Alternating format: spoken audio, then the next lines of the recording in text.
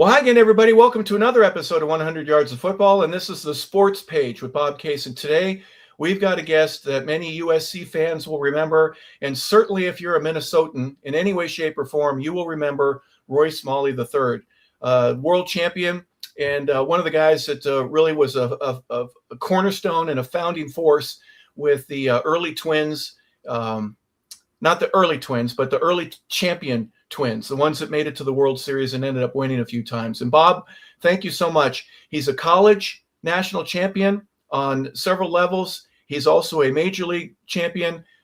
Great career.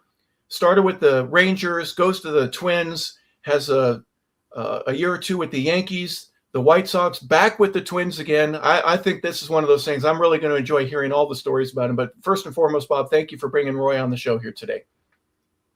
It's my honor, and Roy, it's a privilege and an honor to have you on here. And all I can say, I could talk about Roy the whole show, but and his connections to baseball, it's just amazing. I knew of Roy, I had met him.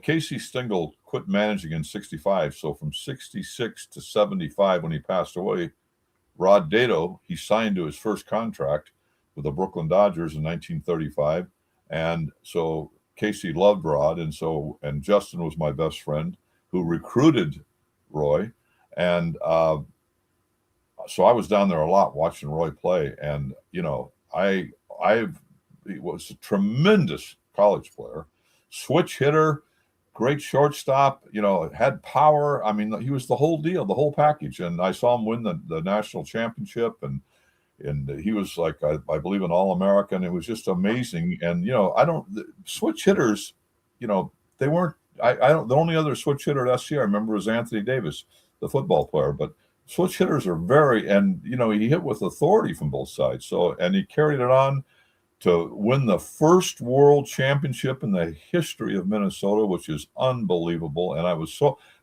happy because Joe Niekro and Phil Niekro were clients of mine, and so was Tony Oliva, who was a coach on that team. So to see Joe win a world championship in his last years was just unbelievable, because I love Joe Niekro. And then to think of Roy's dad, who I had the opportunity of meeting many times, and it was just a class guy. I never heard everybody loved Roy's dad. Everybody, just a great guy. And his uncle. Now think about this. I got to tell you about his uncle. They always say the greatest era in baseball history is not the 60s, the 70s. It's when you were a kid. And when I was a kid, there was no Major League Baseball here. There was the Hollywood Stars and the Los Angeles Angels, the Pacific Coast League, which was like the big leagues. They covered them. I watched every game on TV. They covered them in the newspapers, just like the major leagues. And the 56 Angels was my favorite team of all time. They won the pennant. And the two best players in the team were my two idols, Steve Bilko. They called him Stout Steve Bilko, who could hit 56 homers, and we won the Triple Crown that year. And Gene Mock, in 1956, hit 348 and hit 20 homers, and it was a second base. I mean, it was just a great team. Elvin Tappy catcher, Bilko first base, Mock second base, Casey Wise shortstop, George Freese third base, Jim Bolger right field, Bob Speak center field. I knew the whole team. Dick Drott pitching, Red Adams pitching. It was just a great time. And Gene Mock, and I loved I lived near Gene down in the desert, and in a place called the Springs we lived, and he would play golf with Drysdale every day. They were like best friends. And he was a competitor on the mound, on the golf course. I used to go down there. I'm going to shut up after this. I'd go down to the Angel game and talk to Gene for 2 hours before the game, and he would be out. He's the only manager that I ever saw do this.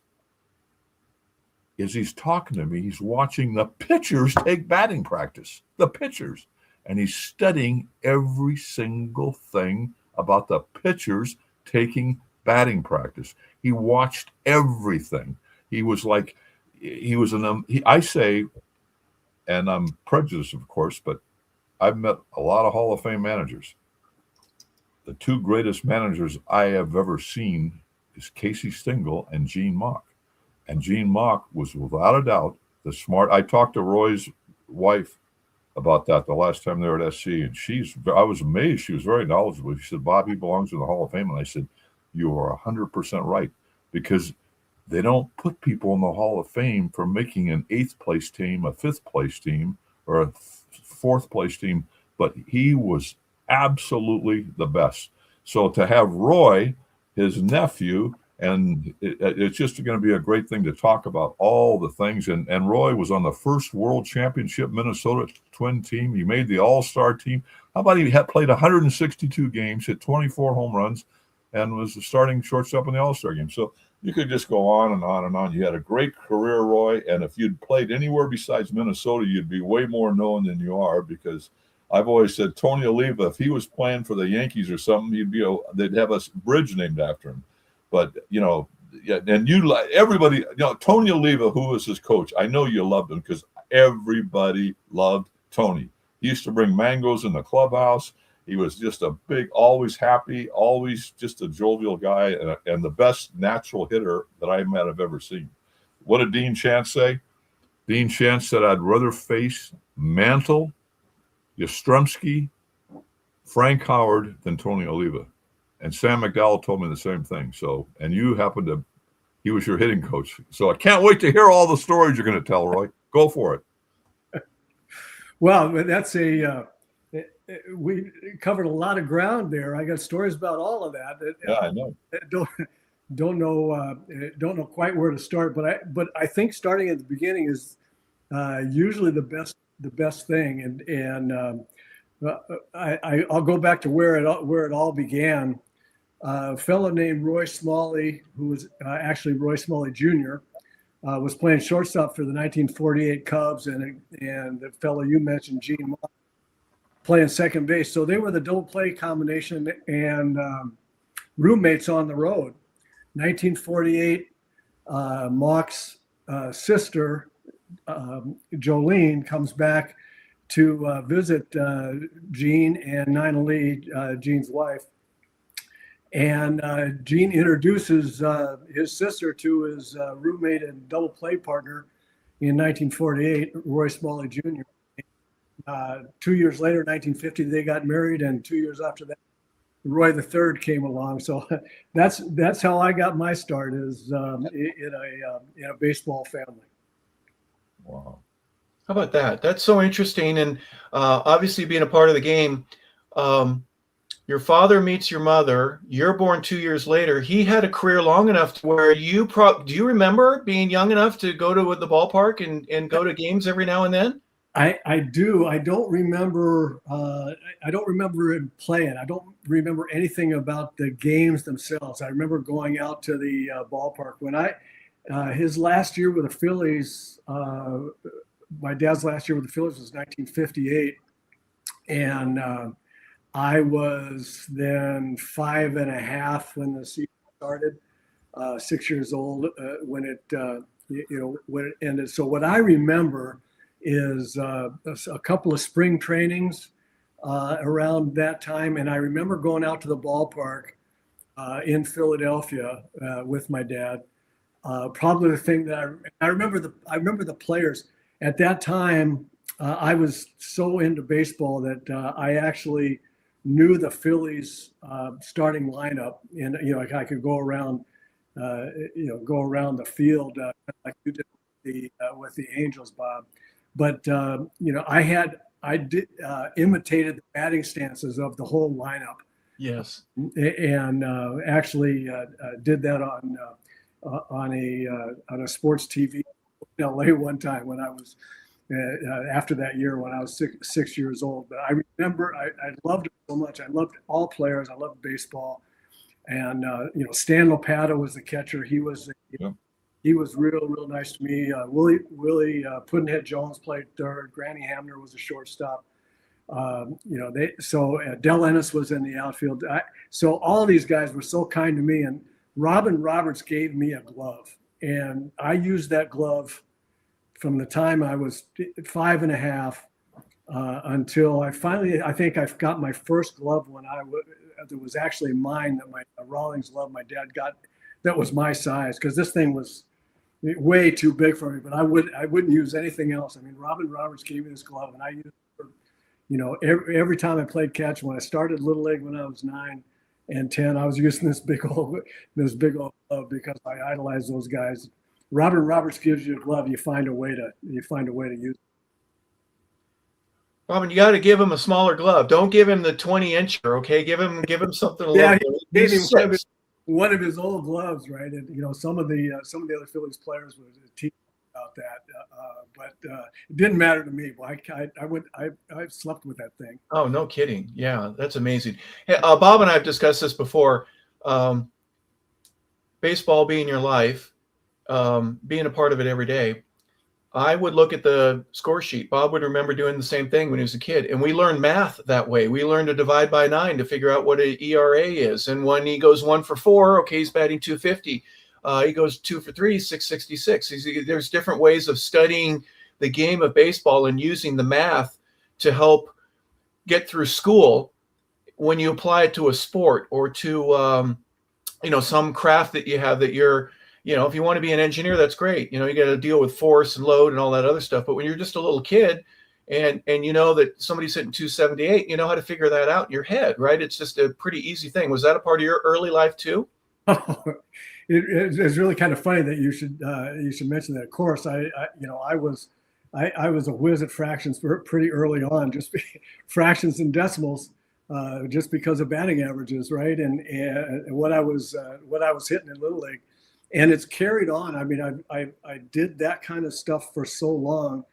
And you mentioned, reading box score. We've got a Gene Mock story about that as well. But, for me, I developed a just kind of a intuitive, natural sense with fractions and decimals in it. To this day, people marvel at how quickly I can tell you what percent something is of something else. We'll be looking at, whatever it is. And I said, well, that's about 16% or about 24% or something. And they go, how do you do that? And so I let them think that I'm this savant in figuring out percentages.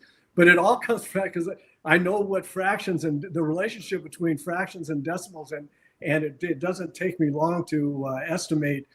That's pretty close to a 5 for 8, which is 620. So I can you figure that out. But being born in 1952, you didn't have a calculator when you were going up that way. You didn't have a Texas Instrument, a TI 720 machine. You just figured it out in your head. And you're probably one of those rare birds that the younger kids today go, how does he do that? I have no idea.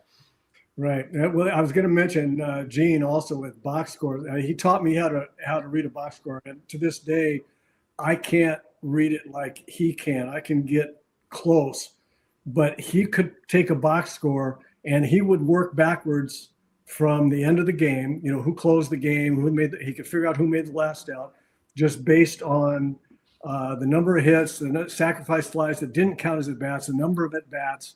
The stolen bases. He looked at everything. He could get to the end of the game without looking at the game coverage. He would just look at the box scores of all these, every game, every day in the morning paper, and he'd get to the end of the game, and then he could work back, and he could, by the end of the time he'd look at it, he could recite the whole game right through from the opening pitch. It was the most incredible thing I've ever seen. People don't understand what a baseball genius. He's a really, really bright man in his own baseball aside. Very intelligent man, but when it came to baseball, he was the savant. And 100%. I couldn't agree. I mean, Roy, me being an LA guy, he was a legend before I even. He was a quarterback at Fremont High School. He was a great Jim Mewey, the equipment guy for the Dodgers, the visiting clubhouse. He and Jim played on an American Legion team that won the championship. I think it was the national championship. He and Gene Mock played on that American Legion team.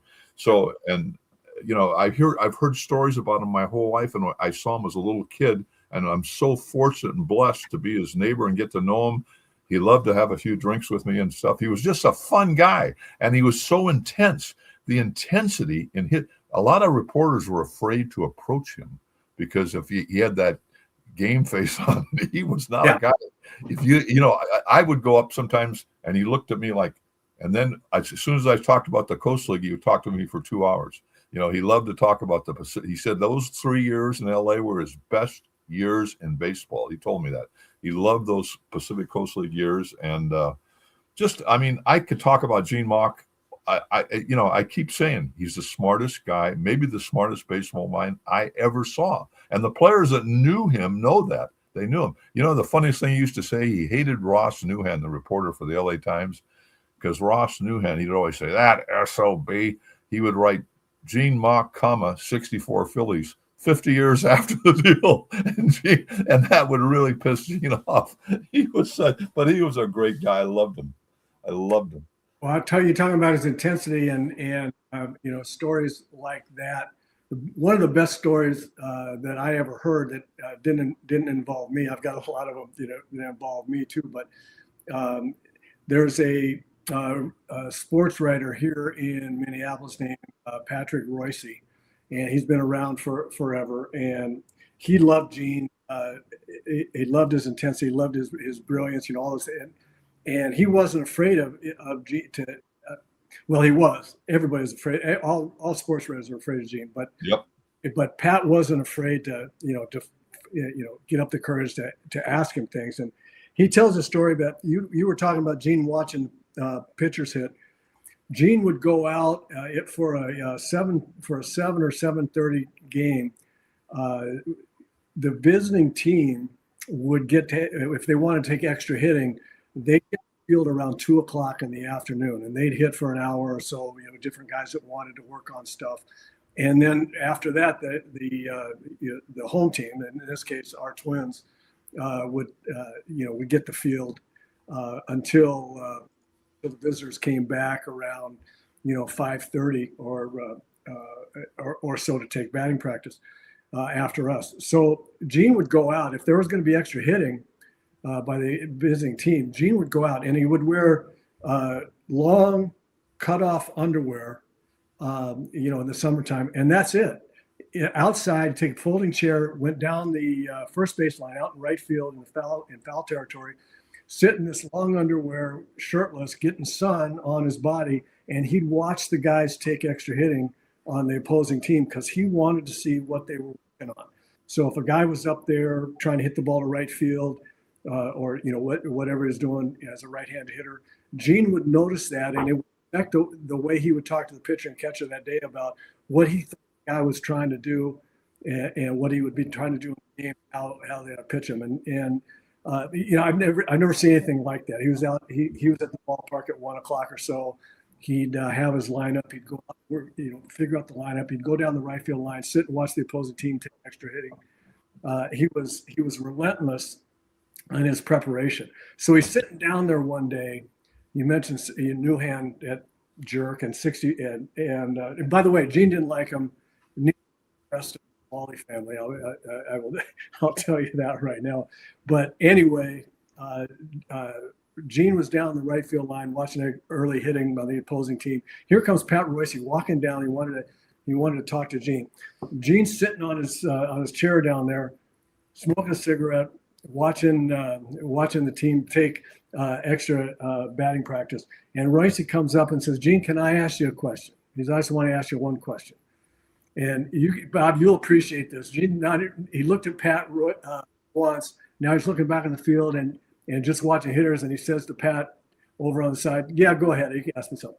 Now, he's taking a puff every once in a while. Royce says, "What do you remember about 1964? Well, for people that don't know, and it was the worst thing that ever happened in Gene's career. Obviously, they had a 6-game lead with 2 weeks left, and they lost 13 or 14 games in a row and lost the pennant on the last day to the St. Louis Cardinals.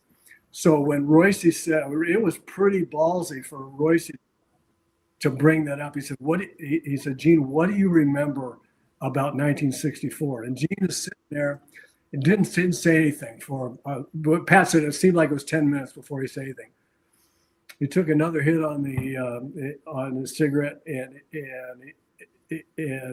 to answer that question, what do remember about 64, he said, only every effing pitch. And I bet you I bet you he could tell you nearly every pitch that his pitchers made in those last 14 games of the season. I wouldn't bet against him getting 80% of the whole thing right. I agree, 100%. Wow. And how about he always was trying to quit smoking. He'd get those patches and wear these cigarette patches to quit smoking. That was futile. Oh no, and I think that's what really that was a waste of motion and energy. Yeah, I know. I think those cigarettes really hurt his health. You know, it wasn't going to happen. Yeah, we lost him when he was just 80 years old, and obviously we're all very sad. My mom, his sister, I said to her, she was so sad. I said to her one day, I said, "Let me ask you this question, Mom. You think about the number of years that Gene has smoked cigarettes and has drunk Manhattans. If someone had told us 20 years ago, 30 years ago that he was going to get to 80, would we have taken that?" I said, "We'd have taken that in a heartbeat." Yeah. And that's pretty much what happened. He had a hell of a life. But Roy, you got to remember, everybody did back then. You know that, don't you? Everybody smoked. Oh, everybody drank. Everybody. I used to stock the clubhouse with cartons of cigarettes and, guys smoking in the dugout. Bo Belinsky was smoking in between innings when he threw the no-hitter, Right. No, that was just the thing. But anyway. Well, if you don't mind, my question regarding Gene is, how did having him and your father and just the regular dad being a coach in Little League, how do you compare those apples to oranges? Because, one guy just wants he wants little Timmy to get a chance to pitch, and we want everybody to have fun. And then if your uncle or your dad are at the game, I can't imagine the nervousness of any dad coaching a team going, I've got some pressure on me now.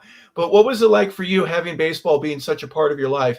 Was football, was basketball, track, was soccer? Were there other sports that you also were encouraged to play? Or was it just basically, come on, let's field some more ground balls? It was kind of all of the above. I played, kind of sandlot football up until I was, 14, 15 years old, I guess. I played basketball in high school at Westchester High School in LA. I was a pretty good basketball player. Got a chance to go to Occidental College, as a matter of fact, to play both basketball and baseball. But baseball was my love, and it's what I always wanted to do. You talk about fathers and sons. I think I had a double whammy. I mean, I think at some point in time, every little boy, dreams of growing up and being a Major League Baseball player. At least when I was growing up, that was, that was the dream of everybody that I knew. Of course, I had that dream too, and I think every young boy at some point in time wants to grow up and be just like his dad. And well, both of those things were the same for me. I wanted to be like my dad. I wanted to be a shortstop. I wanted to play in the big leagues, and I loved my dad. He was a tremendous father, a tremendous teacher of the game. And then I had this second father as an uncle who was one of the most accomplished people in baseball history in terms of playing and especially managing.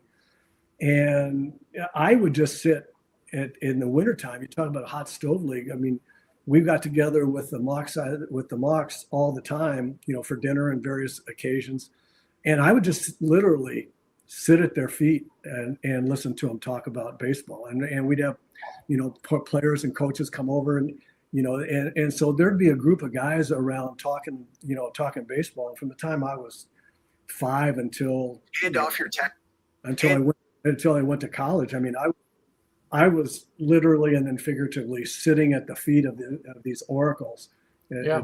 I could sit down in terms of, learning the game. So, Harper, to answer your question, it was a dream child, to be exposed to those two men on such a regular basis. My dad was my primary coach all through, my formative years up until I went to USC.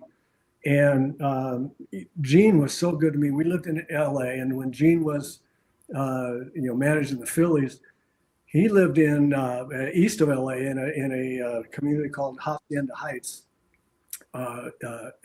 east of LA. And he would drive all the way over to the west side of town. I lived in Westchester, near the beach in LA, right by the airport. Yeah. And he'd drive all the way in before a game. He'd pick me up at 1:00 and drive out back to Dodger Stadium when they were in town to play the Dodgers. And they had gotten a small Phillies, Phillies uniform that fit me. And he would take me out in center field at Dodger Stadium, and I'd stand on the warning track in center field with the center field fence as the backstop, and he'd march off, however old I was, the number of feet it was to the pitcher's mound with a bag of balls, and he'd pitch to me. And I'd take batting practice hitting toward the infield from center field from the time I was probably 9 until I was 12 or so. And by the time I got to be that age or a little older, he was managing. I guess I was 14 or 15 years old when he went to when he was managing the Expos, and then I got to work out when he came to Dodger Stadium. I'd work out with the ball club. I'd go out and take ground balls at shortstop and hit. I'd get in a special group and take batting practice. And actually, went on he took me from LA, graduated from high school. They were out in LA, and I went to. I joined the club in San Francisco with the Expos, and from San Francisco we went back to Montreal. I spent 2 weeks with him and went to the ballpark every day, hit for an hour and a half on the field every day, took ground balls, and then went on a week-long road trip with him before I went home back to LA. So that's the kind of that's how I grew up. My dad coaching me every day, and my getting this special. It's unbelievable. Relationship and access to Gene, and I started then learning about managing and learning about what he was thinking about. It was I don't know how to I can't really describe. I mean, virtually nobody gets that, right? I mean, I know how blessed I was. Well, part of the technique and the skill set that any player needs to do in order to be successful, you were getting some of the best, I'll call it training from your dad, yes, and Gene correcting some things that your dad did or whatever in regards to your balance, your follow through with your swing. Now it's launch angle and all like that, but I'm sure that they were thinking, okay, bring your hand here, keep your elbow down, right? Don't lift it up too high. Just little things that most dads don't know how to explain. They did. They knew exactly how to explain it. I was taught when I was in my late 30s, when my oldest son, when he was born, my firstborn, he was 4 years old. And there are a lot of dads that say, squeeze the bat, swing hard. Well, a 4-year-old hears that, and he grabs the bat, and he's so stiff with it. Hard means muscular. It means forceful. You should have said, swing quickly. Be quick. Be fast. Have your bat swing through the zone quickly.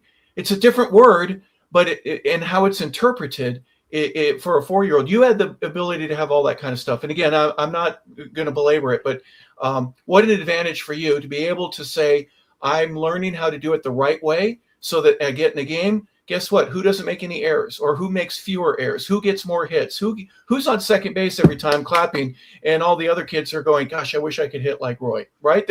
Some of that had a great advantage for you. Thank God that you were able to have stuff like that to lead the way for you, and for you to tell others, hey, just do this with your feet, be better with that. Was that a part of your life growing up?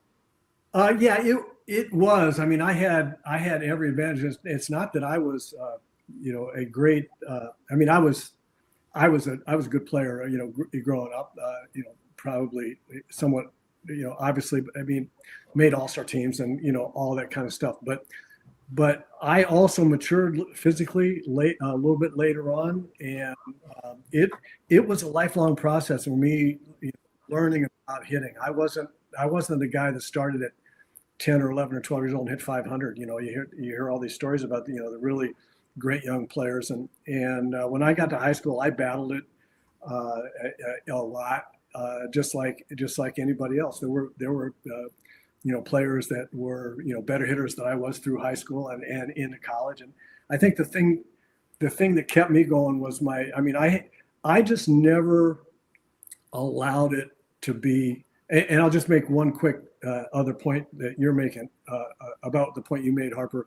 I guess the incredible advantage I had with those two coaches that I grew up with, only those advantages were only held back by my relative lack of talent, right? I mean, at some point in time, talent to hit, and whether you were able to get what the people are saying, the coaches are saying, and have it translate to you is, sometimes it works and sometimes it doesn't. But in my career, I think I became a good player, because I just didn't see, I wouldn't allow myself to think anything else. And when I was 10 years old, if I struck out, I would cry. I mean, it was like once I just took a step back from getting to the big leagues. I mean, I was so intense. I put so much pressure on myself. I think partly because I wanted so badly, and partly because of my dad and my uncle and the expectations that I had of myself.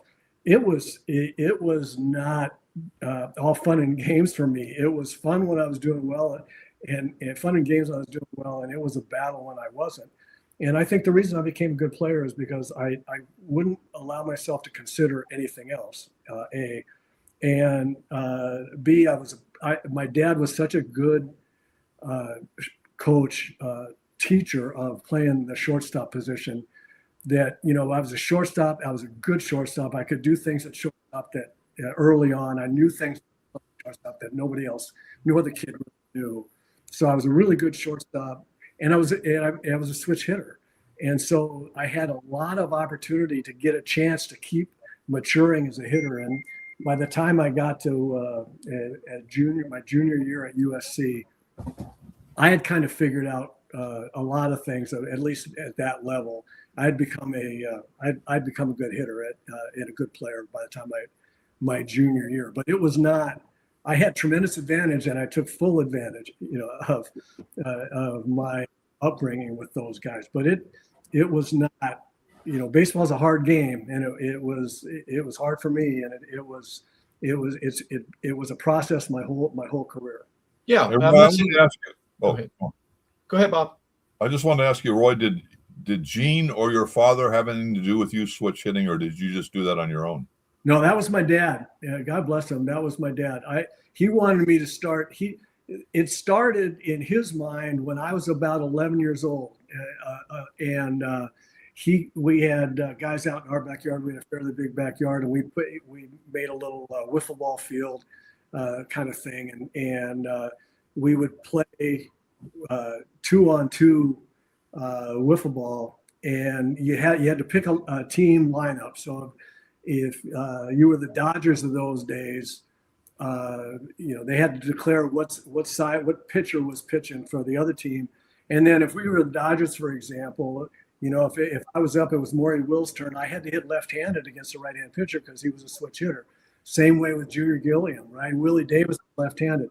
Tommy Davis was right-handed. Big Frank Howard was right-handed. So you had to weigh, the lineup that you were playing was hitting. So my dad was watching us play one day, and I could hit left-handed in a wiffle ball. Right? I mean, I don't know why. We were just fooling around. I wasn't that bad at it. And that night at dinner, he said, "You know what?" He said, "I think you ought to switch hit. I think you ought to start switch hitting." And this is 11 years old. And I said, "Nope, I'm not doing that." I wanted to make the All-Star team. The 11 years old is the first year you have a chance to make the All-Star team in Little League back in those days. I wanted to make the All-Star team, and I didn't think that I could make it, if I had to hit left-handed against all those kids that were mainly right-handed pitchers. And when I was 12, the same, we came back and said, "I think you got to switch it," and I wouldn't do it. Finally, I went through my 13-year-old year, what was called Pony League back then. And again, I said I was a little bit of a late developer, and there were these big kids. I mean, the guys that were, 6 feet, 6'1", throwing sidearm, throwing hard, right-handed on right-handed, right-handed pitchers that I had to go up there right-handed. And I was kind of, I was a bit overmatched, and I didn't have very good years as a 13-year-old. And so the next year, my dad said, "What about starting now? Let's switch hitting." And I said, "Yeah, what have I got to lose? I didn't have that much fun hitting against these big guys." same side, right-handed against right-handed. So I went. I said, okay, I'll do that. We had some practices, 3 or 4 practices before the game started, and my first at bat, in the first game of the year, in this big Pony League field that we had that nobody ever hit a home run in. I went up there left-handed, and my first at bat, I hit the ball over the right field fence, left-handed, Wow. and I said, that I guess the way I started when I was 14. Some kids, when they try to switch hit, they're so drastically under coordinated and developed that it's weaker. Your swing isn't as strong. Your follow through isn't the same, and even though you may make contact, it's a ground out to the first baseman as opposed to being something that is a lot better. Did you find that switching over, because you played wiffle ball and you were accustomed to it a little bit, and then now you're growing anyways, that were you surprised by the fact that you were able to hit as well as you could with the power that you did from the left side? That's an interesting question. I was probably a little surprised that it came as naturally to me. I mean, I was happy with the results, obviously, a little bit surprised by the results. But I couldn't be too surprised because as I got older, I realized I'd watched other kids, and you're right. I mean, most people, this is just the way it is. Most people, when they turn around and try to do something with the opposite hand, I mean, I can't throw left-handed worth a darn. I don't do anything else left-handed, but turning around and hitting left-handed, it was just a talent that I had. It was just a knack. It was just something that didn't do for me what it was, what you're talking about. I wasn't uncoordinated. I wasn't very much less strong from the left side as I was. Yeah. It was just something that came natural to me, and I just, God bless my dad for thinking, saw that early on and getting me to do it. I want to ask you something. This kid, the switch hitter for Cleveland, Ramirez, the third baseman, they said he has more power left-handed than he does right-handed. Did you feel any more confident right-handed or left-handed, or was it equal the same? What's really funny, Bob? I had better power, just like that happens with a lot of switch hitters. I think a lot of guys. And by the way, Jose Ramirez what a wonderful player he is. So much absolutely fun. A little tiny guy too. It's amazing. Yeah, bigger than you think. He's a strong guy. But anyway, most guys have a better side. Oftentimes, the left side is the better side for switch hitters for whatever reason, and oftentimes better power from the left side. I think the Mickey Mantle was a better hitter from the left side, but had more power from the right side. I was just a better hitter. By the time I got to the big leagues, I was a better hitter left-handed than right-handed. And I think there's a couple of reasons for that. One is, as you grow up, switch hit, if you do it early, all you see is right-handed pitchers, right? I mean, when you're a kid, the number of left-handed pitchers that you see, into high school is 1 for every 10 right-handers that you see, it seems like, and at least it was then. Probably different now, more and more, I'm sure. If the left-hander's got a good arm, they're getting him on the mound. But for me, I mean, I was almost exclusively a left-handed hitter. There just weren't that many left-handed pitchers.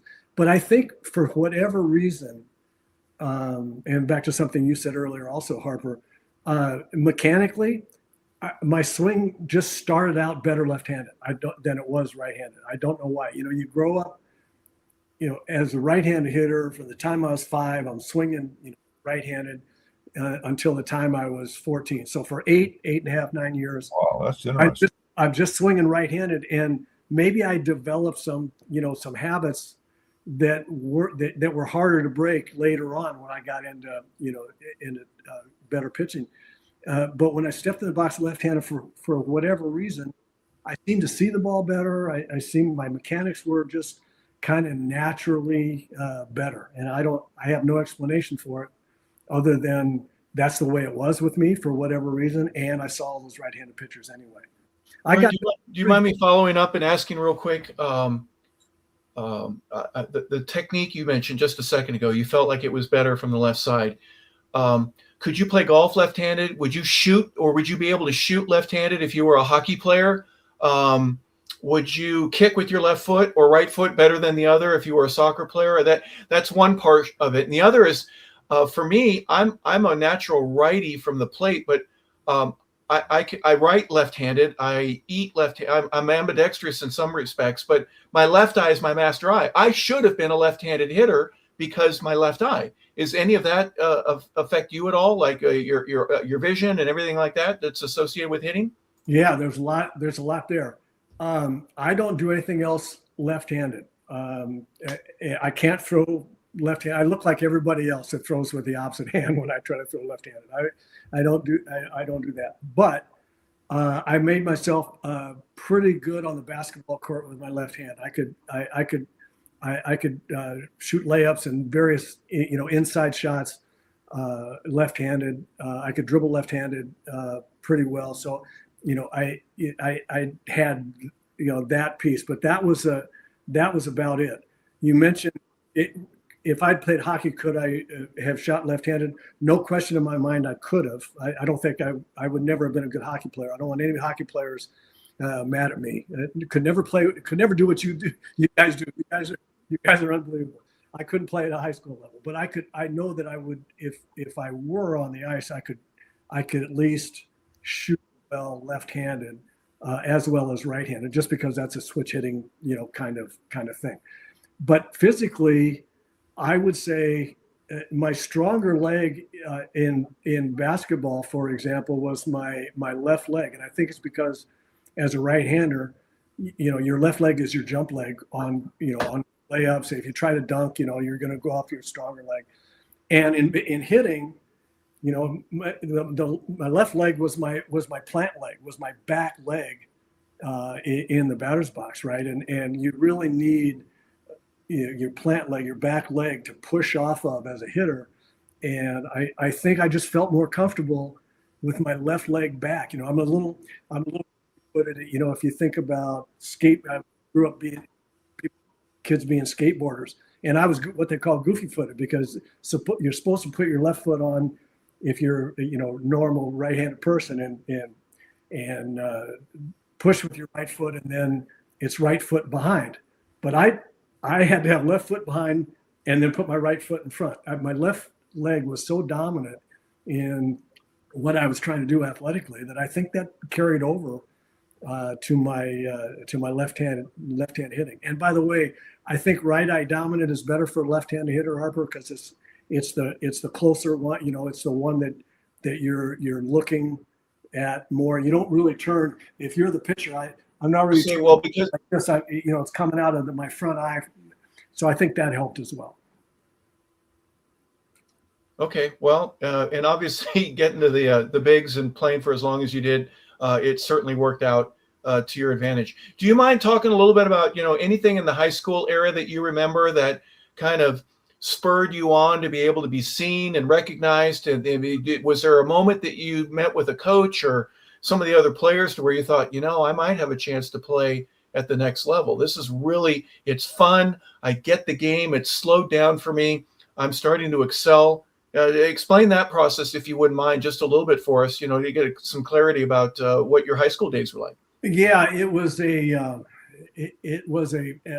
a process for me getting to USC, which was kind of my dream. It was always my dream to play baseball at USC. When you grew up in LA, when I did, everybody knew about Coach Rod Dato. Everybody knew about the national championships that he was winning and the players that came out of there. And I thought, if I don't sign to play professionally, I really want to go to USC. And so by the time I got to be a senior at Westchester High School, I was good enough. I wasn't an all-city player, for example. Right. I was just a pretty good player in our league. And I had interest in, USC came and Bob, you mentioned Justin Dato, coach's son. They recruited me pretty hard to come to school. And I they wanted me to walk on, and it's like I said, I was kind of a late developer. I hadn't really filled out. I was kind of gangly. I was a kind of a tall, gangly, skinny shortstop at the time, but I could really play the position, and they wanted me to walk on. And at that point in time, I mean, the cost of USC, as it is today, was prohibitive for my family. We couldn't afford me to go to USC, and so I had a junior college coach come in and recruit me. And like I said, I had the Occidental coach, basketball coach, came and recruited me to play basketball. And he said, "I've got a message from the baseball coach too. We both want you. You can come and play both ways if you want to." And I talked to my dad about it because I really did love basketball as well. I thought, well, this might be kind of a fun way to go to college and play both sports. And my dad said, you're getting to the point now where I think you got to make a decision probably about what you want to do. And, as good as you are in basketball, you can play small college, but, not D1. You can play Division I college at some point in time. And, you got to give yourself a chance there in baseball. So a junior college coach came by and recruited me really hard. LA City College. Bob Zuber was his name, and he wanted me to go to LA City, and USC we couldn't afford. And so my dad said, "Why don't you go to LA City for a year and see what happens? You might get drafted. You'll probably get drafted, but you give yourself a year or so to fill out." So I did that. I went to LA City College. I started lifting weights real hard. Got bigger and stronger. I had a great year at LA City College. It was, the Player of the Year conference at LA City, and lo and behold, I got drafted that January of my freshman year at LA City. I got drafted by the Red Sox. They offered me $15,000 to sign, which at that time for me I thought was a lot of money. And my dad said, just wait. I had a big freshman year. Got drafted by the Cardinals after my freshman year. But I said, you know what, I'm gonna go back to school. They didn't offer me a whole lot more than that. So I went back to school. I played a lot of winter ball through in scouts leagues and stuff while I was still at LA City College. The winter of my sophomore year, come back, get drafted again in the following January in my sophomore year by the Red Sox again. They offered me $35,000 this time. Joe Stevenson, right? Joe Stevenson, absolutely. Absolutely, Joe Stevenson offered me $35,000, and I looked at my dad and I said, "Well, this is going in the right direction." And at the same time, I think exactly, we're trying to decide, if I'm going to sign with the Red Sox. And then Rod Dato came back and took my dad and me to lunch at Julie's down there by SC. Yep. And we sat there and lunch. And he bought me a big steak, and he said, "Tiger, we got to have you be a Trojan," and offered me a full ride at that point in time, and that's how I got to USC. So kind of a long-winded story about your original high school question, Harper. But as I mentioned, it was just a process of me getting, it always has been for me getting to where I wanted to go. And at that point in time, USC was where I wanted to go. And I got to tell you, this is one of the things I'm most proud of in my baseball life. I transferred in. So this was in January when I'm trying to my sophomore year in 1972, and I'm trying to decide whether to sign. They offered me a scholarship. I said, "Great, I'm in school." I enroll at USC just in time to play the baseball season of my sophomore year. Now, when I got there, they had just won 2 national championships in a row in 70 and 71. No team at that time had ever won more than 2 national championships in a row, no college team. And no team since has ever won more than 2 national championships in a row, except for us. We won that. So we made it to Omaha I was playing shortstop as a sophomore in 1972. We won that year for the third year in a row to set the record. We won the next year in 74 to make it 4 in a row. Then Freddie Lynn, who was our center fielder, and I was a shortstop. A bunch of us went out to play professionally. And then the guys that couldn't play, oh, man, look at that. So this is wonderful. There's Steve Kemp on the left, me, Coach, Freddie, and Dave Kingman. Wow. Kong was gone by the time we were there, and Steve Kemp was a freshman when Freddie and I were there. Freddie and I were in the same class. We left after our junior seasons. Kemp then finally got a chance to play as a sophomore, and he tore it up. He and Rich Dower were there at, the following year, and they won it for 50. One of the things I'm proudest to be involved with is the fact that I was part of a Trojan team managed by that man, Rod Dato, won 5 straight national championships. Yeah, absolutely amazing. There's a lot there, Roy. Real quick, if you don't mind, one of the questions is, I don't think Westchester baseball had a big weight room. You said you started lifting weights on your own. We had Lance Parrish on a couple of weeks ago, and Lance was one of these football players that was used to working out. Not quite so you. What was the factor that kind of contributed to you going, I need to get a little bit bigger, faster, stronger? And one of the ways to do that is get some additional workouts in the weight room. How was that beneficial for you? Yeah, that's a great question. So I actually started before in the spring and over the summer, and then during really hard before my year in high school. Actually, Westchester High School had a weight room. It had a universal gym machine. It had a bar. It had some dumbbells, all that kind of stuff.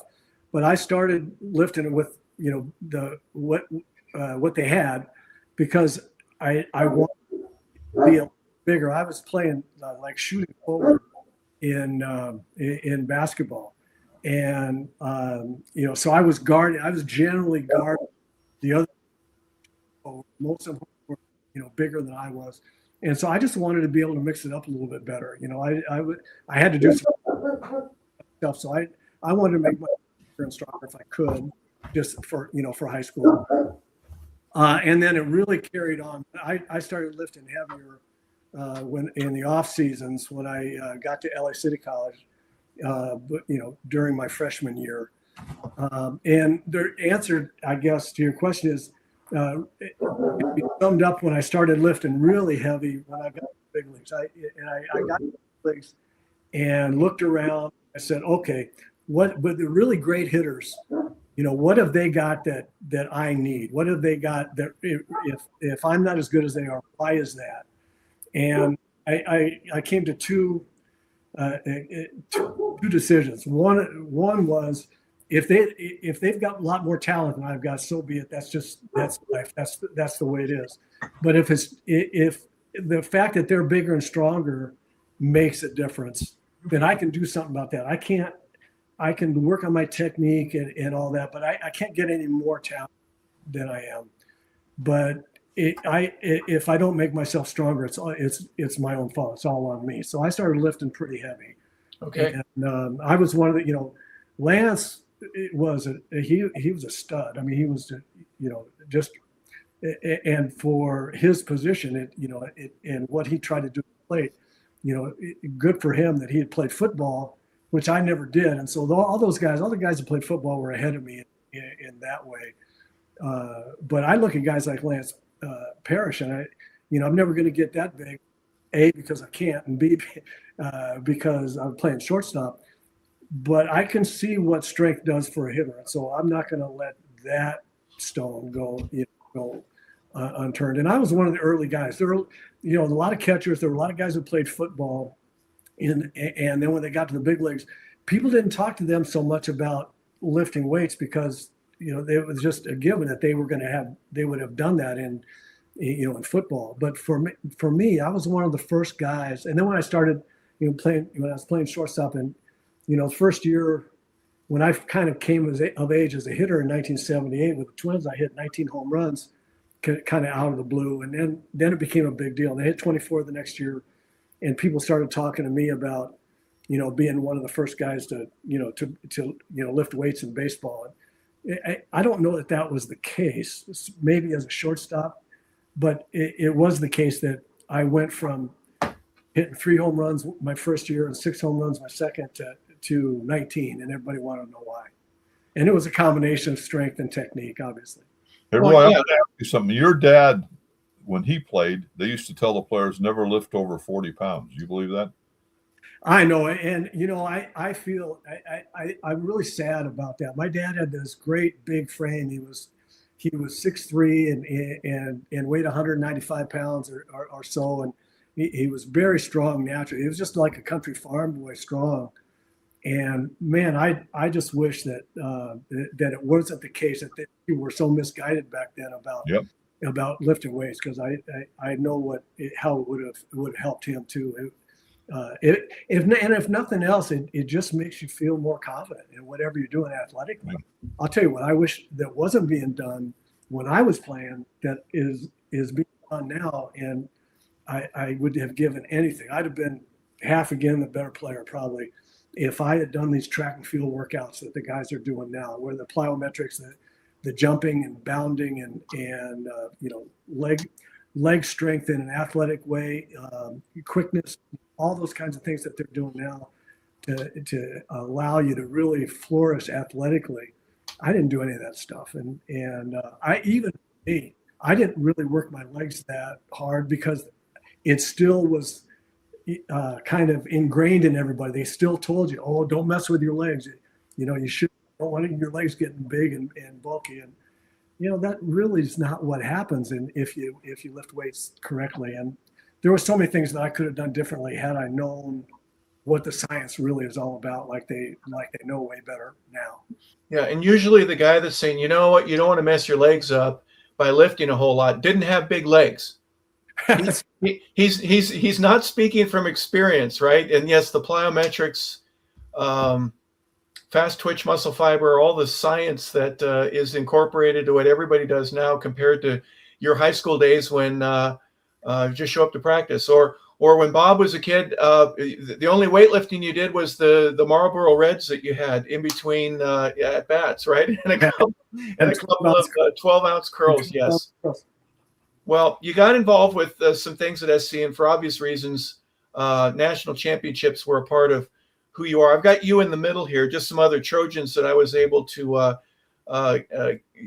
get pictures of in the middle. But share with me, you said he called you Tiger. He called everybody Tiger. Just a little bit about the ambiance, not just necessarily of Rod Dedeaux, but the assistant coaches, the culture that they had there. I'm sure it's different and very unique compared to Texas has great baseball. LSU has great baseball. UCLA has great baseball. Stanford. But what was the difference in your mind's eye becoming a Trojan and seeing some of the ways that the Trojans did things, that the patience involved? We're going to win this game. We'll get behind early, but we're going to come back and win it. The ability and the mindset that made you a national champion. I can't separate the USC ambiance from Rod Dedeaux. It's impossible. It's impossible to do that.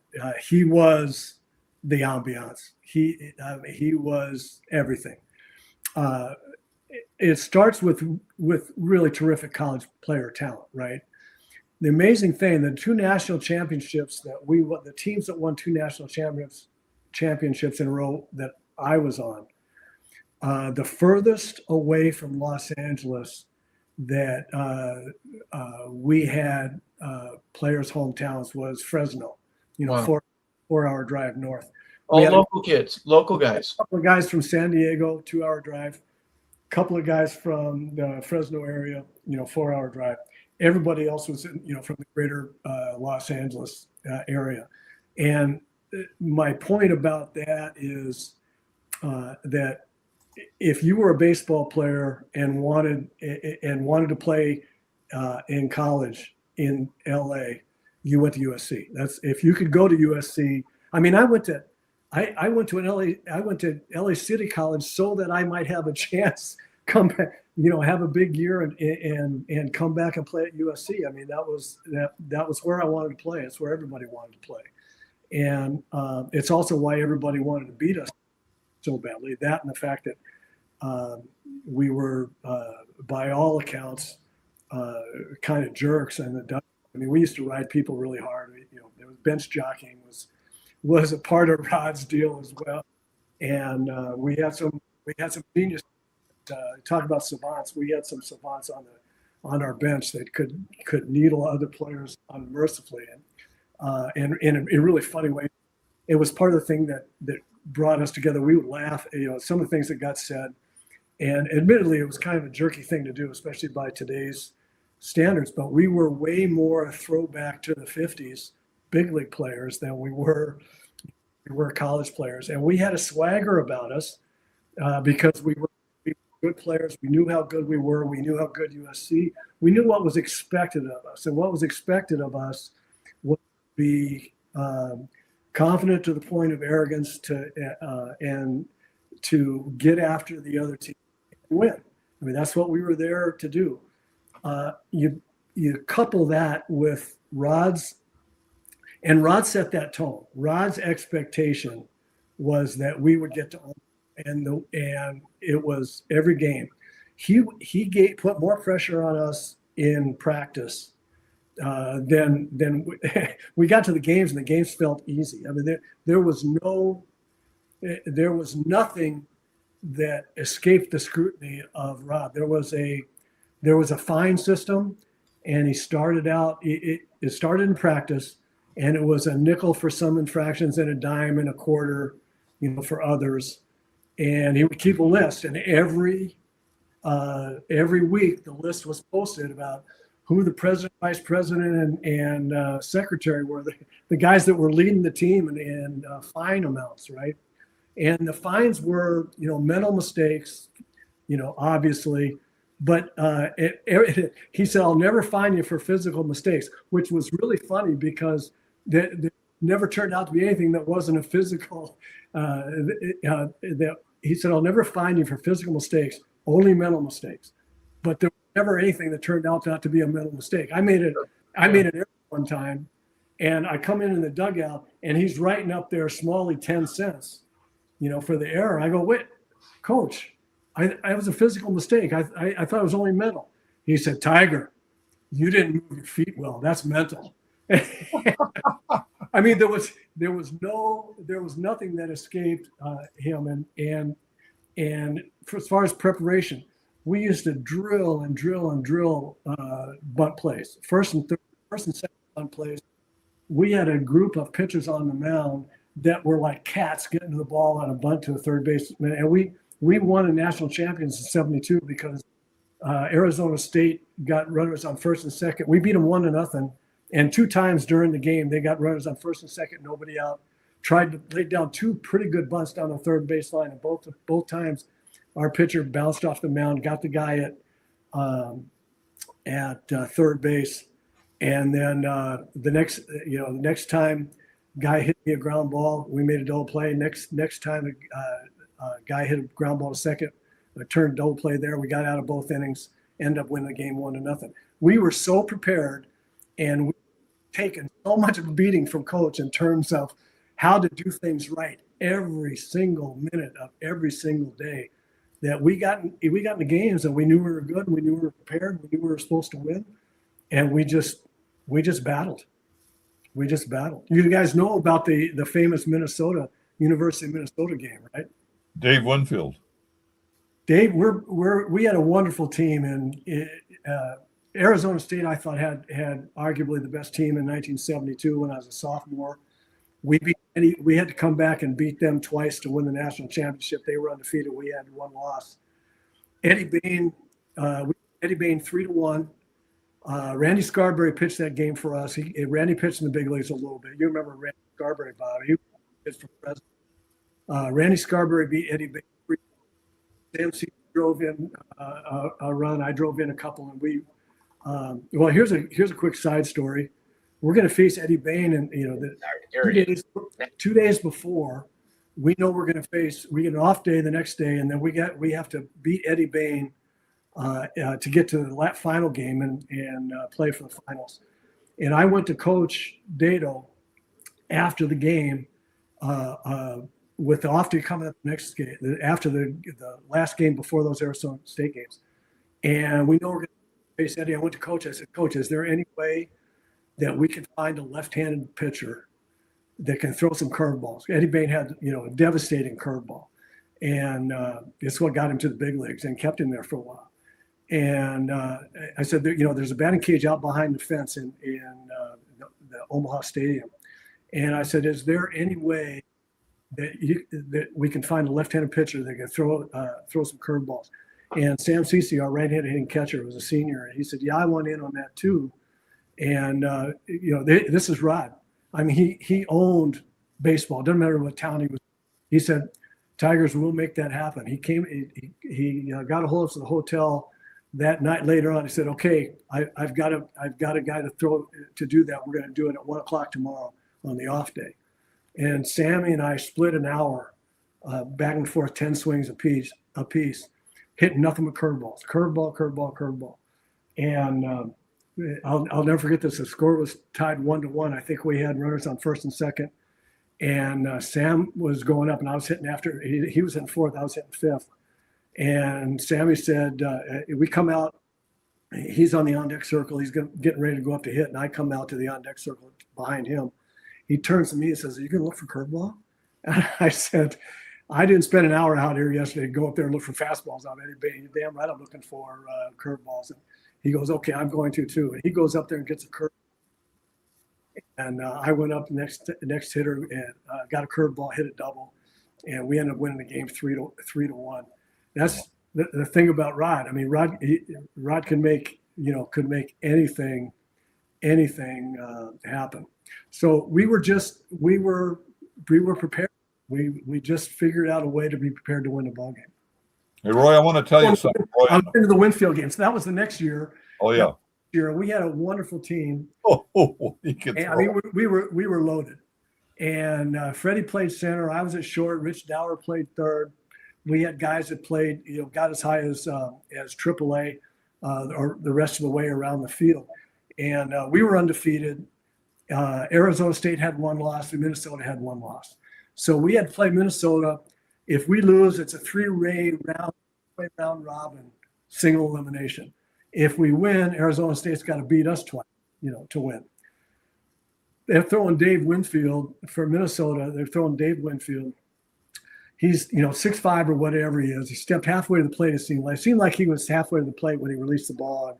I mean, he was just blown. I don't know how hard he was throwing, but whatever the college equivalent of 98 miles an hour, that's what he was doing. And he hit us for 8 innings.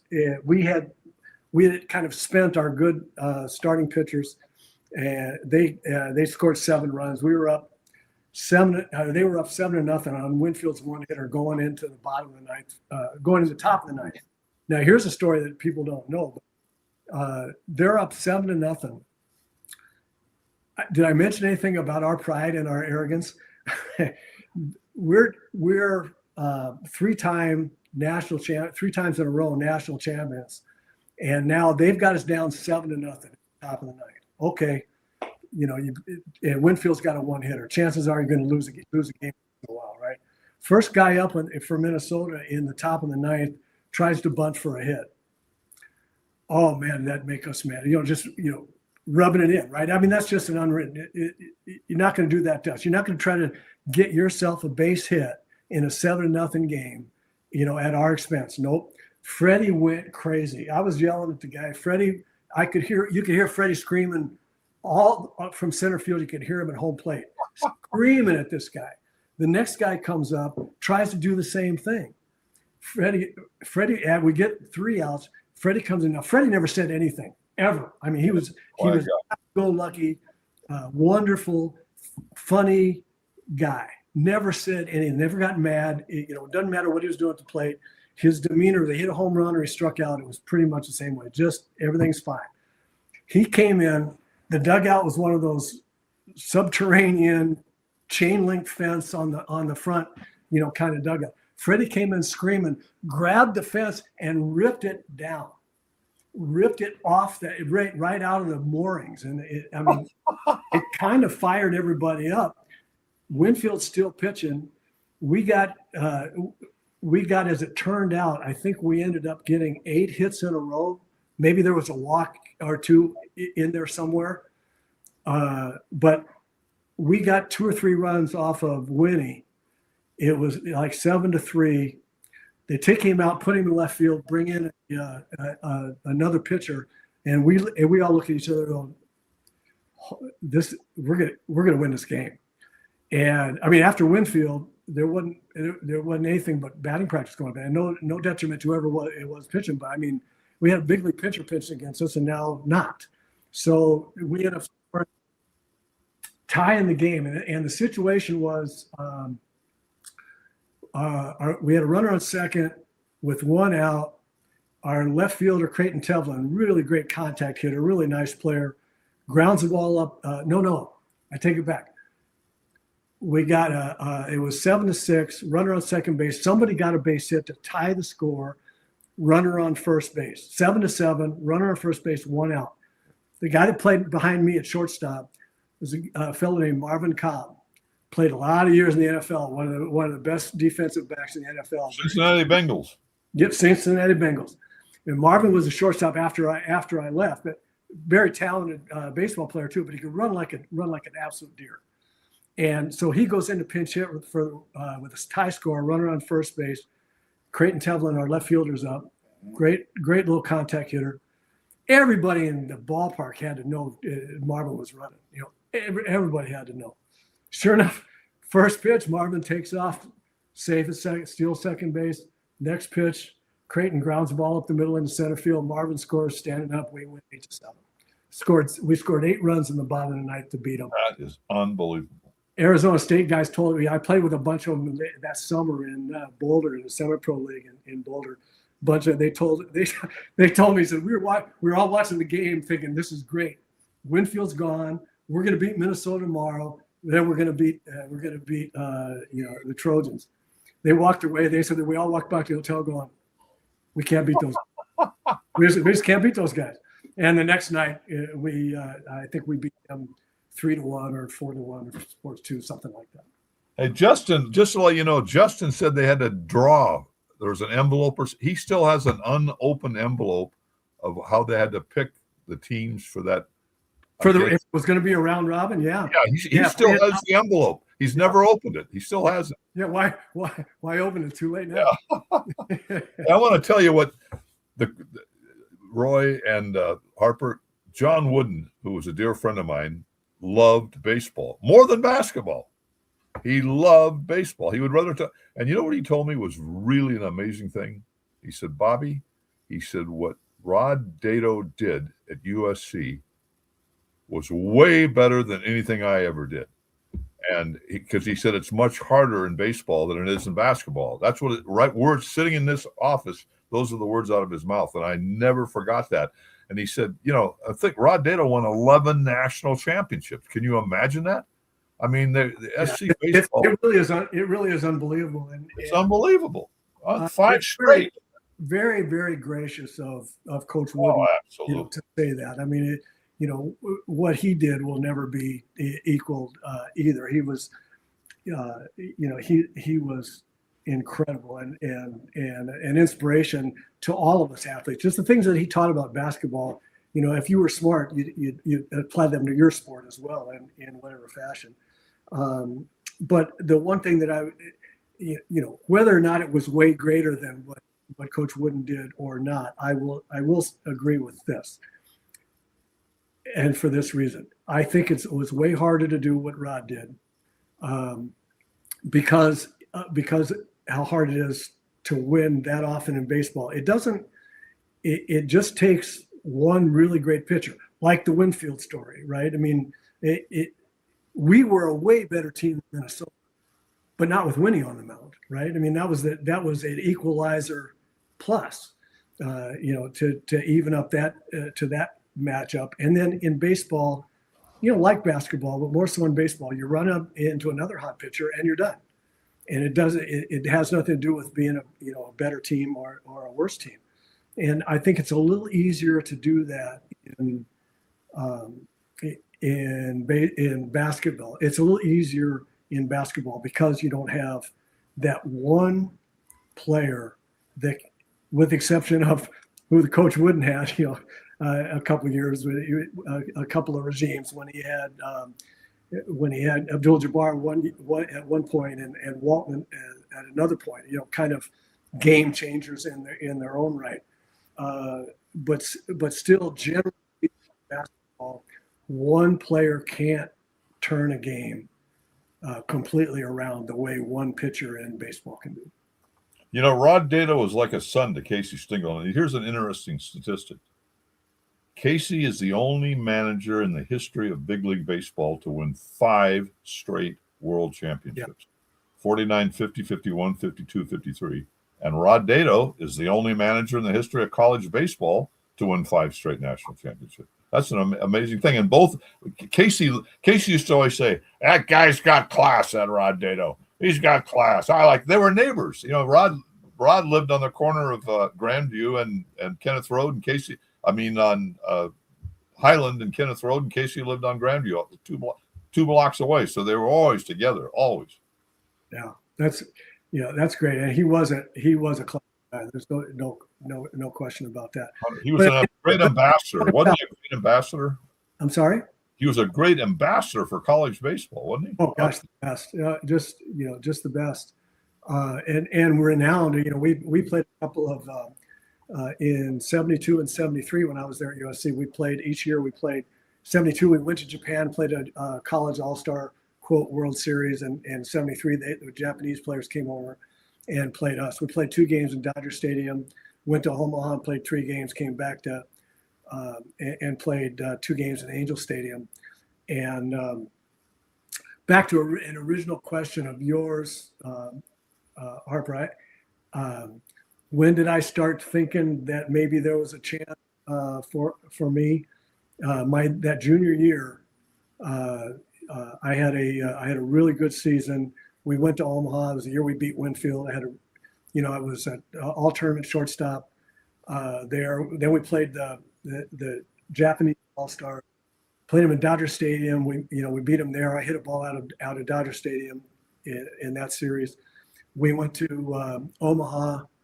I hit a home run in that series, and went back to Anaheim. Hit a home run out of Angel Stadium. I think I hit 417 or something like that in that College World Series, and was the leading hitter and the MVP of that series. And got done with that, and I thought, okay, maybe I'm going to get a shot now. I think I'm maybe deserving of a shot to get a professional career started.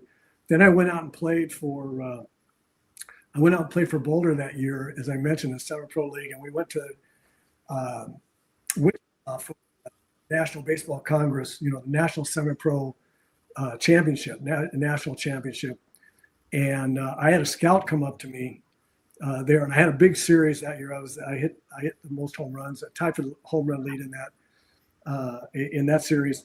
And I had a scout come up to me and he said, "Hey, now listen, you're going to get drafted in January. We all know that. Let me just give you a bit of advice. Don't ask for a lot of money. He said, you're going to make all your money when you get to the big leagues. Don't hold a team up." And here's a scout trying to tell me, if I get a chance, I'm going to draft you, but please don't negotiate. Have me. You want to hold. And when I got done talking with him at that point, I thought, okay, sounds like maybe I've got a chance. And his planting seeds of you playing for as little as possible, I'm glad they fell on deaf ears, because that's been the strategy and the difference between the haves and the have-nots in baseball, and owners and players. It's gone on for a long, long time. Well, after your SC career is over, obviously you do get drafted. And did Gene Mock, because I know Gene had been all over the place, did anyone, do you know whether or not anybody goes, "Hey, what do you think about this kid, Roy Smalley"? I don't know. I don't know the answer to that. I really don't. I'm sure that there were conversations. Gene was Gene was also a classy guy. Was he? Please forgive me for interrupting. Was he in Montreal when you were drafted by the Expos? When I was drafted by the Expos, he was. Okay. He was in Montreal. I got drafted like 580th. I mean, I think they did it out of courtesy to Gene. I was a very low draft. It was never. I think they offered me $5,000. It was not. It was never really meant to be. I think they did that for Gene. All that drafting stuff really accelerated as I moved through the college ranks. But sure. I'm sure people were talking to Gene about it. He was pretty diplomatic. He played pretty close to the vest. He would, and I don't know this, but knowing Gene, he would have only said, I'm not going to tell you much about him. You can see him. I'm just going to tell him if you want to draft him and you don't, you're crazy. So he would have said something like that. Right. Well, you get to the Rangers. So let's talk a little bit about that, or minor leagues first. Pittsfield, is that right? And then Spokane. Pittsfield, Massachusetts, Berkshire Hills, Western Massachusetts, right about 20 minutes across the border from Albany, New York. It was an eye opener for me. Just the playing ball every day from April 15th to the 1st of September. I looked at the schedule when I got to Pittsfield. It was all scheduled. I looked at it, and I went through April and May and June and July. And here's an off day, August 10th. Now, that was it. That was the only off day on the schedule. I mean, bus trips to Canada, to Quebec City and Trois-Rivières at Three Rivers, and Thetford Mines, Canada, playing in ballparks that didn't have much lights. It was a real experience. The competition was great. It was like playing really great college teams every day. I mean, guys that had, players that would have been really good college players. In college, you play against guys where if you have 3 or 4, guys that are going to be, play professionally, that's pretty good. At USC, when I was there, we had 8 or 9 guys play professionally. Yeah. And you get to AA. I went to AA immediately and out of college, and everybody there would have been one of the best players on a college team somewhere. So the competition was immediately like playing in Omaha every day or something like that. And it was it started to dawn on me there too. Okay, here's what has to happen for a guy to play in the big leagues. Here's what has to happen. You have to prove to yourself, and not even more so than to the team that drafted you, that owns you. You need to prove to yourself you belong in the minor league that you're playing, right? So you got to prove to yourself, okay, I can play higher than AA. This is not this can't hold me here. I'm better than this.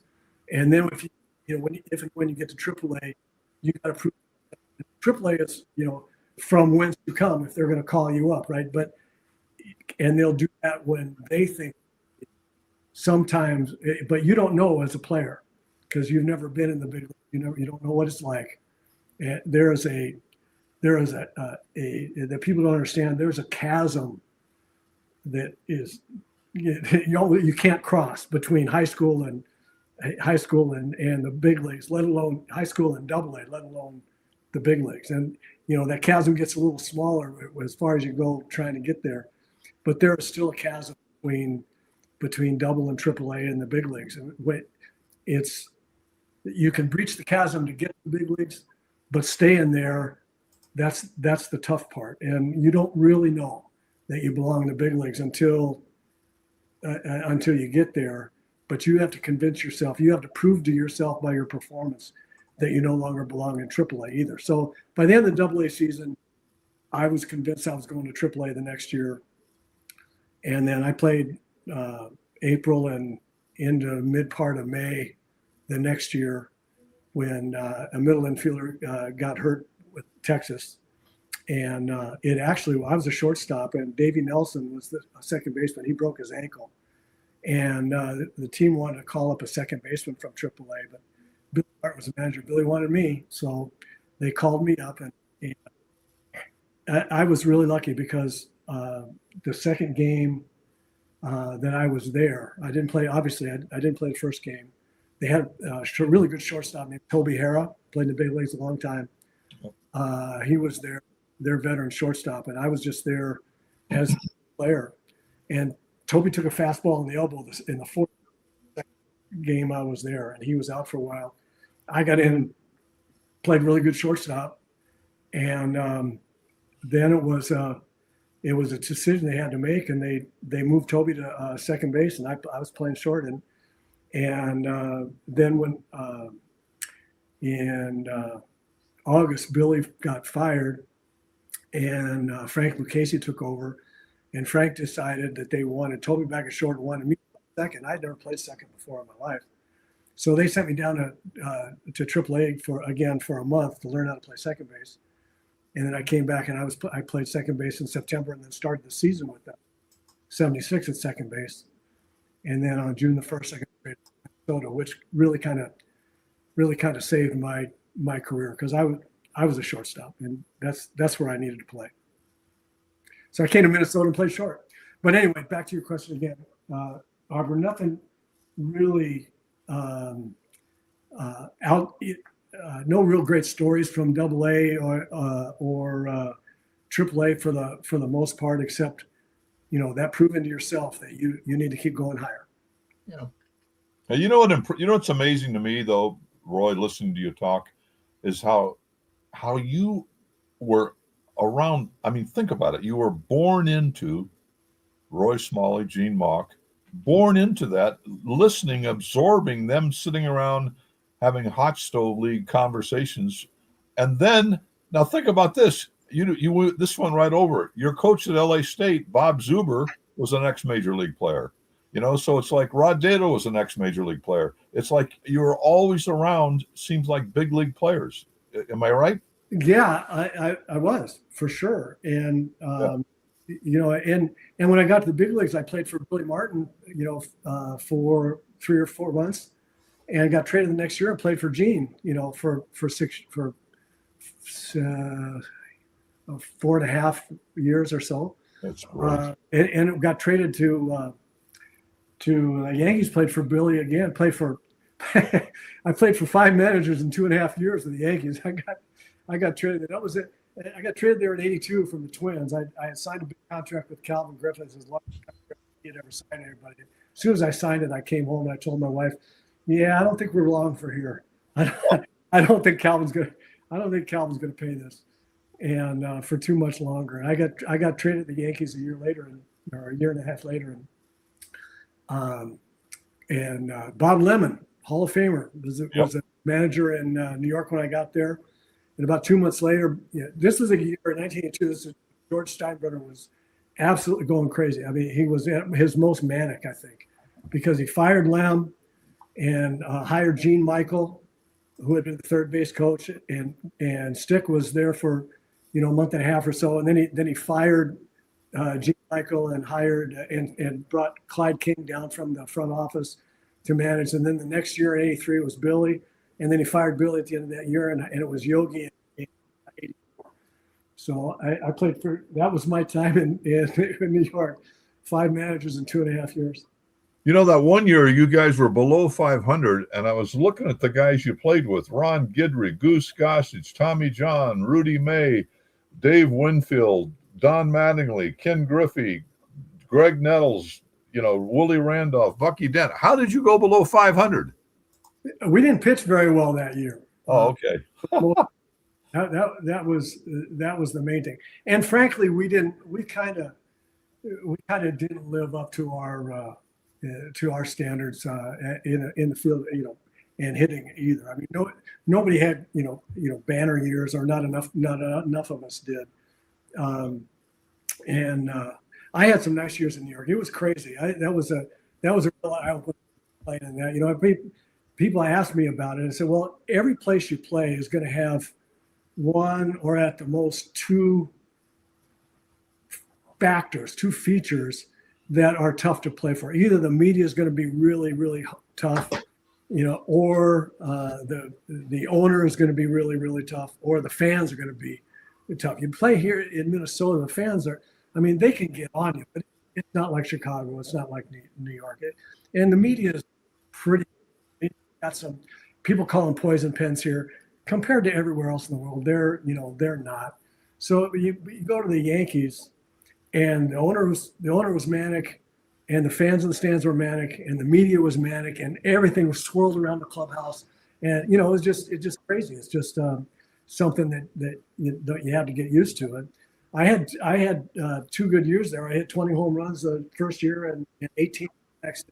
Wow. And then the next year, again, George was moving guys all. Here's something. There's something that people don't understand about what players have to make decisions about.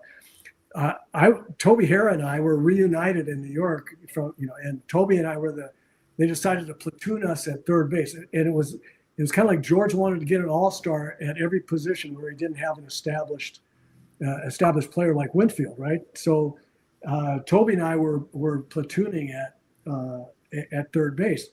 And I was hitting left-handed. I'm a switch hitter, but I'm hitting left-handed only against right-handed pitchers and playing third. And Toby would hit against, being a right-handed hitter, would hit against a left-handed pitcher. And so we get into May, and I'm hitting over 300, and Toby's hitting about 200. And he was struggling a little bit. And I went into Yogi, and I said, Yogi, I'm a switch hitter. I'm hitting over 300. Why don't you give me a shot to hit both ways here? Toby's not hitting right now. Give me a shot. And Yogi says, no. He says, we're going to do it the way. You're the left-handed guy. He's the right-handed guy. We're going to do it that way. Okay. I said, okay, I'm the left-handed guy. So we get right after the All-Star break, they traded Toby, and they brought up Mike Pagliarulo. And Yogi called me in the office and said, okay, he's the left-handed guy, and now you're the right-handed guy. And so I go, you mean all this time I couldn't be the right-handed guy? I was left, but now I can be. And that's how I got to the White Sox. I went in and asked them to trade me and let me go someplace else at that point. But so I had 2 really nice years there, and a frustrating half a year with the Yankees before I went to the White Sox and ultimately got back to the Twins. White Sox was it's an adventure for me as a fan because 1, you didn't know what kind of lineup you were going to have. 2, you didn't know what your logo looked like or whether you're going to be wearing softball uniforms or big league uniforms. Tell me what Chicago was like on the South Side. You're the second of the 2 teams in the city. Was it a great experience there, or was it something that kind of matched your Yankee experience when you were mentioning that just a few moments ago? Yeah, it as crazy as New York was, it wasn't. My White Sox experience wasn't great, and it was mostly my fault. Well, it was all my fault. But my wife had given birth to twins in February before the year, and I had to go to spring training early. They thought maybe they wanted me to play at first base, and I had to go down there early to work on playing first. And then they decided they wanted Matting to play first, good decision, and me to play platoon third with Toby. So I left. My wife had given birth to twins. She had a stroke as a part of an optic nerve stroke as a part of the pregnancy and delivery of those babies. My wife is a little person. She had 2 6-pound, adorable, by the way, twin girls, but it really, and she was seeing double for quite a while. She went to all kinds of neurosurgeons and trying to figure it out. And so spring training in the first half and the rest of that year, whether I was at New York or Chicago, it was very emotionally trying, and people don't realize what's going on in players' homes before they get to the ballpark every night. And then I did ask for a trade, which I probably shouldn't have done. I probably should have just stuck it out and spent the time with her, not making her travel around the country. And that was bad of me. But it was kind of an untenable playing situation in New York, and she's appeared to be okay with it, but it was tough. It was really tough on her. And I got to Chicago, and I kind of stunk up the joint. I was hitting $185 or whatever. And come to find out later on, Tony speaking of managers, Tony La Russa was the manager in Chicago. They had won the division, the Western Division, the year before. And Tony had done a big article in the Sunday paper right before I got there. Said we just traded for Smalley and he's going to play third and provide some power that we really need. This could help us, get over the hump, blah, blah, blah. And I went there after that. And after he made that statement, and I kind of stunk up the joint. And so the fans were on me hard. And, boom, time I, stepped to the plate and all that. And on top of everything else. And I do have a great story about it, though, because I'm standing in the on deck circle, fans booing me from behind me, and I'm waiting to go up the hit, and they're booing, because I don't want to acknowledge the fans. I never did that. But so I'm standing there with my back to the fans. All of a sudden, it's quiet. They're not, they're not yelling at me anymore. And I hear a guy very close, must have been in the first row, saying, "Hey, Roy, I remember when your dad was here with the Cubs." And I thought to myself, God, finally a voice in the wilderness. I mean, it seemed to sound like something positive going to come out of, all this stuff. I turned around, which I never did, but I turned around and I could see him right away. He was the only one standing up. He was in the second row right behind me. And I said to him, "Oh, really? Your dad was here?" And he said, "Yeah, he was a bum too." Oh, man. So I had that going for me. Boy, you could see that. You could see that one coming from a mile away. As soon as you Right? turned around, oh my gosh. Yeah. Oh my goodness. There's all kinds of great baseball stories, and I've got some of them too. Yeah. I got back to the Twins the next year. We won in '87. I retired after that. Everything was fine. Well, let's talk a little bit about that. Tom Kelly put something together there. What was that like for you? Basically coming home again. You already had established a nice career with the Twins, and the city knew you. Did that make it easier Oh man, for you? I can't even tell you. I can't even tell you how much easier it was. What a godsend it was for us to get back to Minnesota. Get what my wife had gone through, to get back. All her family is here in Minnesota. To get back here and have her back with that support system again, back with the doctors that she had always been with. It was a godsend. And as far as I was treated here, it was wonderful. I had some really good years, obviously, with the Twins before I got traded to the Yankees. I could tell how much it's really funny when you might be really loved here. You go play for the Yankees and come back, and there's some polite applause, but mostly people are booing you because you're with the Yankees. But when I came back here with the Twins, the fact that I had been with the Yankees for almost 3 years, and I had done some damage against the Twins when I came in here with the Yanks. They welcomed me with open arms. It was great. I mean, really, and then to be a part of that World Series team in '87, just nothing like it. Nothing like it for this community. Yeah.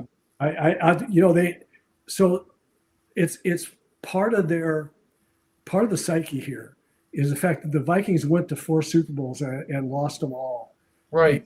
And the Twins got to the World Series against the Dodgers in '65 and got beaten. That was the only time they ever got there.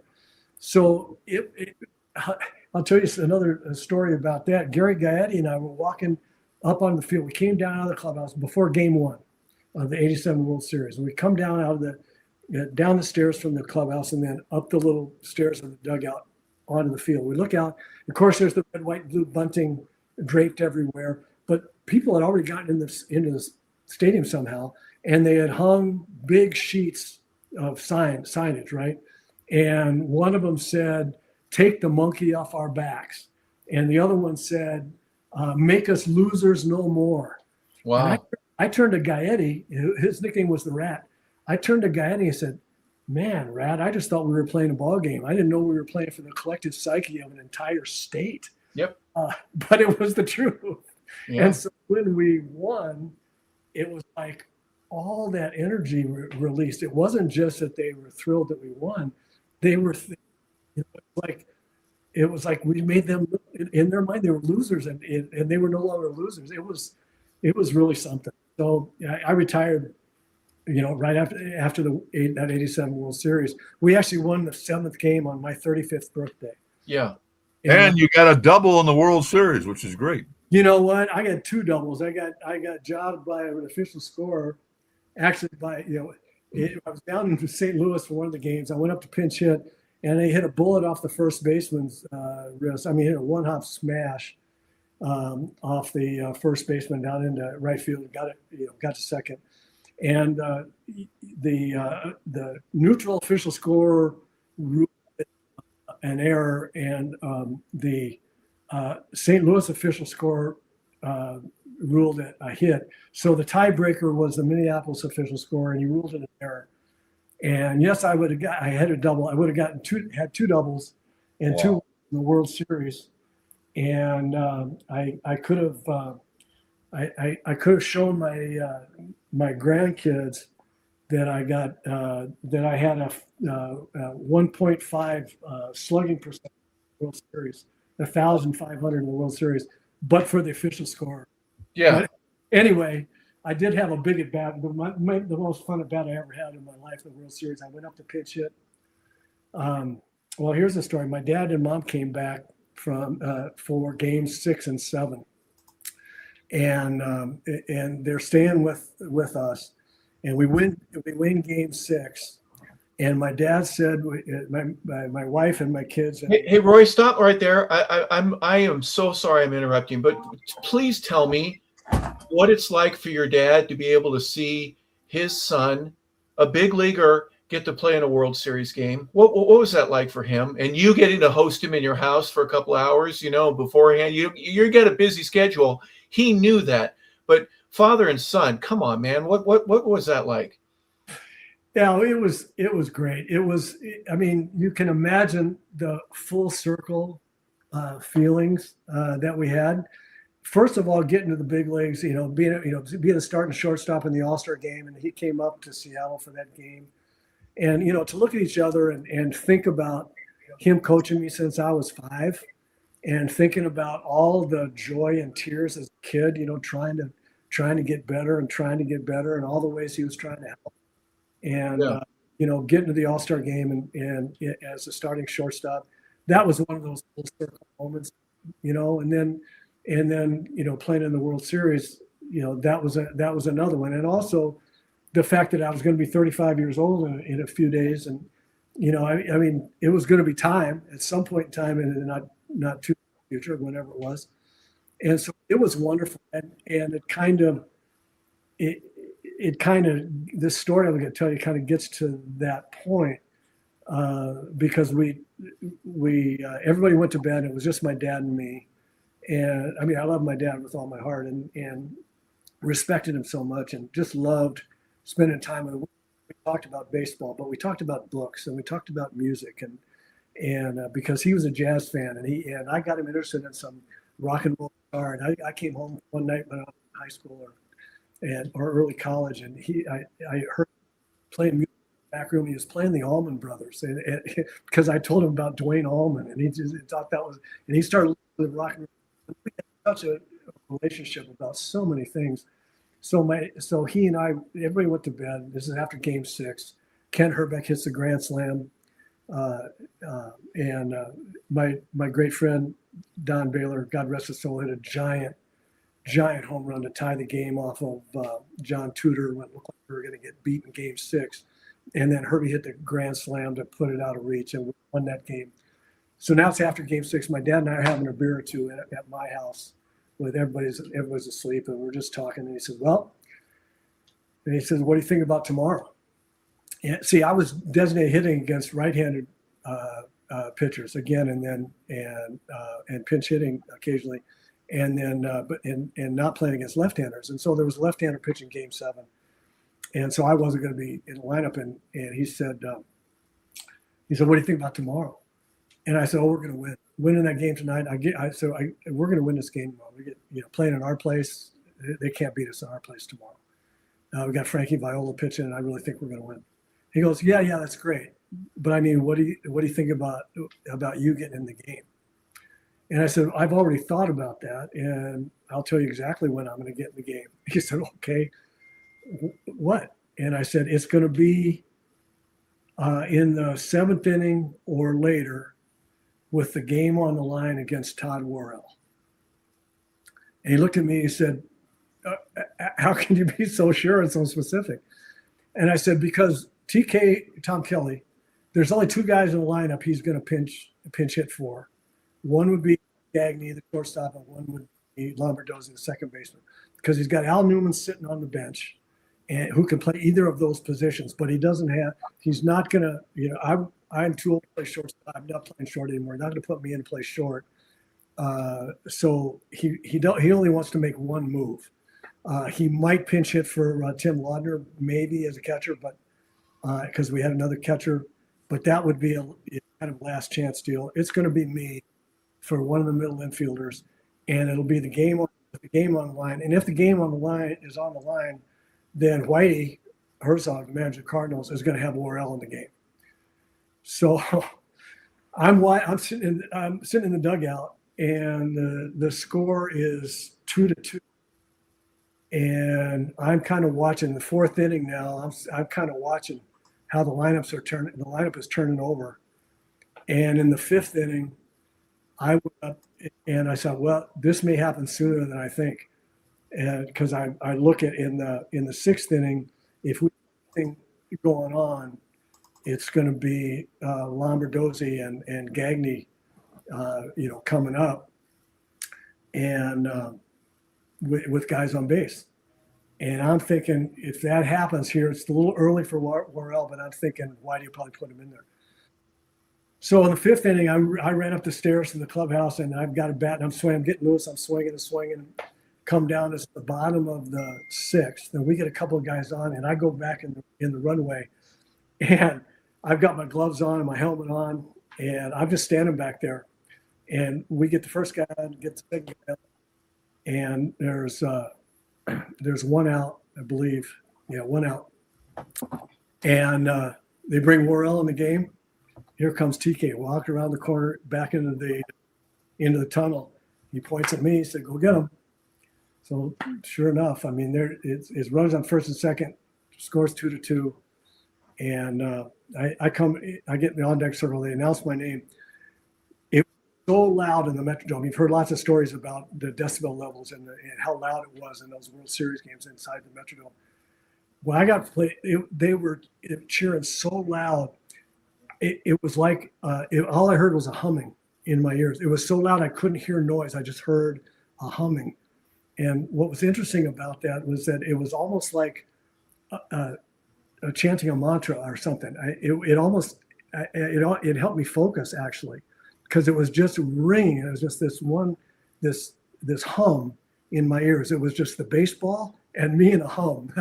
That's all that there was in that experience. I ended up this great battle. I fouled off a bunch of pitches and took some close ones, and finally, and here's something I'd forgotten about.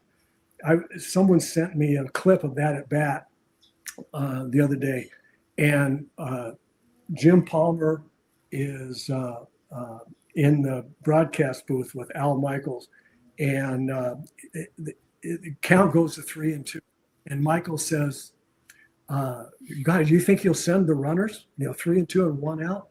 And Palmer says, "No, there's no way. I mean, there's if Smalley strikes out, it could be a strike him out, throw him out, take him out of the inning." And I don't remember seeing the steal sign. Honest, to this day, I do not remember seeing the third base coach flash the steal sign. I didn't remember that they did go. It was one of the greatest signs of respect. I was so appreciative of Tom Kelly that he was counting on me to put the ball in play or walk, and not strike out. And the ball was up a little bit away outside. I took it for ball 4. And when I realized that, after the fact, I realized that the runners were going. I almost had a heart attack. I was, holy cow! If I had struck out there, that would not have been good. But anyway, we loaded the bases, and then Dan Gladden hit a sacrifice fly for the 3rd run, and we ended up scratching on a 4th run in the 8th inning, I think, and we won the game 4-2. And you going through that whole lineup before the game is, if that isn't Gene Mock, I don't know what is. You're going through that whole thing. That is hilarious. Yeah, you know what? Which reminds me, you would have been a hell of a manager, Roy. Did you ever think about managing? I did. I got a couple of calls after I retired to coach for a little while, and then with the idea that I could become a manager. But I kind of felt like I had dragged my family around long enough. It was time for me to do something else. But you're right about the mock stuff. I mean, to this day, and when I did some broadcasting for the Twins and stuff, there would be stuff that occurred to me that I would talk about that I thought, yeah, well, I know where I learned that, or I know how I learned to think about something like that. Yeah, that was Gene, what you just said. It was hilarious. Well, being the first there, I've been in the Metrodome in a football atmosphere, and you're right, it is incredibly loud, and the way the sound bounces off the plastic, right, the bags, if you will, on the roof.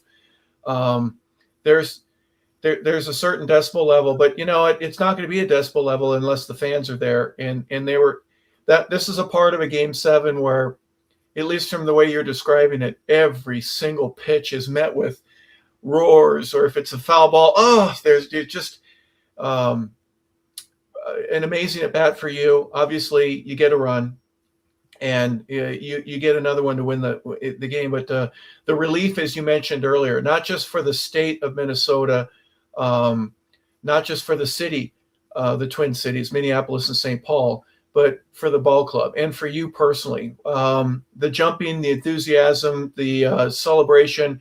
You're in this picture here. There's a few that are not in it.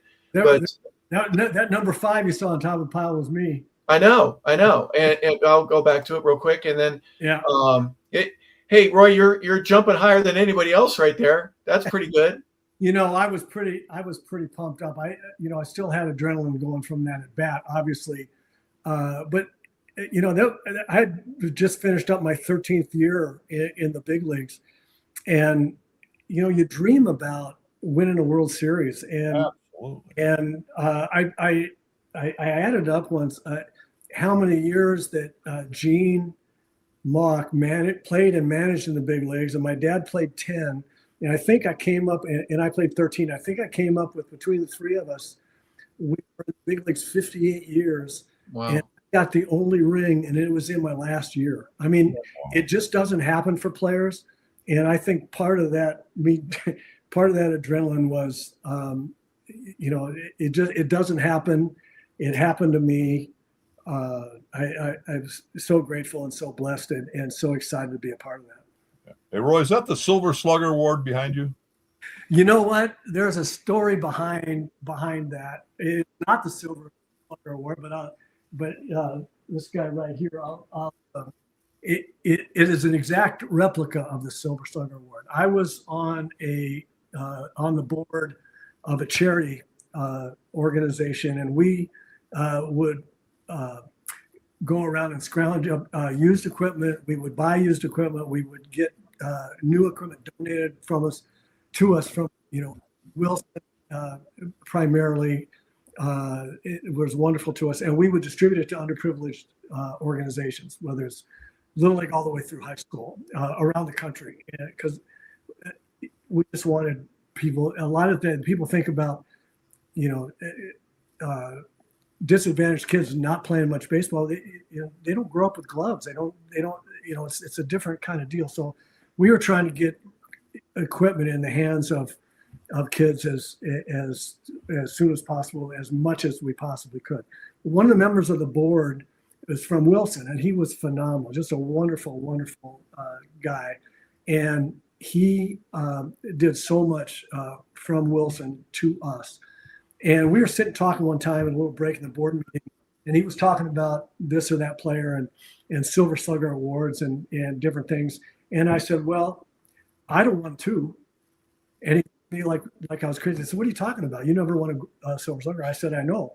That's but I would have won too had they been invented and they had the award. Wow. I don't 78 and I'd have won 79. I mean, the stats are just there. I was the best offensive player at shortstop in those 2 years. And he didn't. He got quiet when the board meeting went on. I could see him on his phone, looking at his phone during the rest of the board meeting, which I thought was kind of funny. And about 3 months later, get a big package in the mail. And, Wilson had bought Louisville Slugger. And so he was kind of responsible for gloves and Louisville Slugger. I open up the package, and it's a Silver Slugger Award. And I'll tell you what it says. Everything is exactly the way it would have been. It says Silver Slugger Award presented to Roy Smalley, shortstop of the Minnesota Twins, member of the American League offensive team, 1978, 1979, if one had been named. That's great. That's great. Isn't that funny? I was. That's you actually would have won too. So that's great. Yeah, it just was so like, it was so unexpected. I never would have dreamed anything like that. It was just the kind of guy, that he was, and he went back and he called me up later. I called him to thank him, and he said, "I looked you up, and you were right. You would have won it. You should have had it." So it was a very touching moment, actually, because obviously it made me feel real good. But I opened it up. My wife looked at it. My wife started crying. She actually, because she never quite felt like, for whatever reason, I got the recognition that she thought I should have gotten. And that's why I put it up here, because it's a big deal to her. So that's nice. She knows baseball, Roy. I talked to her for a while. I was shocked. She does. Well, you know what? She paid attention. I talked about sitting at the feet of my dad and my uncle. She was there at all those dinners, and she listened. Oh yeah, she was adamant about Gene not being in the Hall of Fame. I was shocked that a woman would know baseball, because we talked baseball for 15 or 20 minutes. She was great. She paid attention, and she listened, and she would ask me stuff later on. What did he mean by that? And she would say, "What about this?" And I'd say either yes, that's right, or no, think about it this way. And she's got a lot of. So Roy, you just had two twin daughters. Is that? No, I have a son. Our oldest is a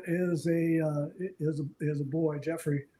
Oh, great. Who is 3.5 years old. See, that was part of the problem when my wife had so much trouble after the twins delivery. We had 3 kids under 3.5, and wow. So it was a tough time. Turned out to be a blessing. They're all wonderful. There's my gang. Oh my! So. Wow, what a great. Yeah, that's on the right is my son's not in that. That's my daughter and her husband on the right. And it's me with my other twin daughter on the left, and Chrissy, my wife, right next to me, and my other daughter. But yeah, that was great picture. Yeah, that's I don't know what that's. That what I think we went out to. That was a USC event. That was a USC Hall of Fame event. Right. Well, speaking of which, congratulations on making it to the University of Southern California, winning 2 of the 5 in a row. Obviously, 2 is better than 1. There's a lot of guys there that only had 1 national championship. Roy, you can just say I got 2, right? One of the greatest years. Go ahead. That doggone Freddie Lynn's got 3, but he was there as a freshman. Well, obviously, yes, there's going to be a few, and Rod had 5, so no one got 5 unless he had some red shirt that we don't know about that got to play all 5 years that coincidentally was a part of the championships and all. But the ability to always go back and be welcome, and the 72 team especially winning the national championship in football and in baseball. Not done a whole heck of a lot. What a great time to be on that campus. And for obvious reasons, the way that the school celebrates their own and their championships, it's really second to none in many respects. That class that we had, Pat Hayden and J.K. McKay and Lynn Swan and Freddie and me, and it was a pretty good class of athletes that year. Yeah, no kidding. And then again, right, just the that era, 70, 72, obviously 74. You were gone by then, but the history that USC had in so many different ways was just incredible. It's such an honor to be a part of Athletic Hall of Fame at USC. It really is. It's really proud of that, and it really is an honor. It's a special place to go back to. They treat all of us so well, and you look around at the guys that come back that are in the Hall of Fame and all the different sports, and it just makes you kind of goosebumps just to be around all these wonderful humans. It's really. Hey, Roy, don't you think NIL's kind of wrecked college sports? You know what? I think so, but I don't know that I'm qualified really to have an opinion about it. I don't like it in my gut. I really don't either. And I kind of side with all of the arguments like yours, evidently, that they say it's kind of wrecked things, but I like to have an awful lot of information before we come right on and take a strong position. But my inclination is to say, boy, I really don't like it. Yeah, the way it's changed the sporting landscape is completely different. I mean, yeah, there were some shoes or some, nice shirt or something like that, a suit every what now and then that the guys were getting, but the distribution of that is obviously up for speculation. And if it'd be a great time to be a part of USC's baseball team right now, if that were the case. But since then, let's talk about something different. What do you do now to keep you busy for obvious reasons? You've got family, grandkids, other business activities. Tell us what keeps Roy Smalley active, alert, and chasing after something that will be golden. I've been in the investment business for a lot of years. I'm with Morgan Stanley. I'm a financial advisor and portfolio manager, lead a team of people, and we manage quite a bit of money for folks, and so that's an everyday thing. I love doing that. I've been doing it for almost 30 years now. I was also, for the longest time, for about 25 years until I retired. At this time last year, I did an awful lot of broadcasting for the Twins. I did pre-game, post-game shows and about 30 games a year where I was the analyst in the booth along with the play-by-play guy, and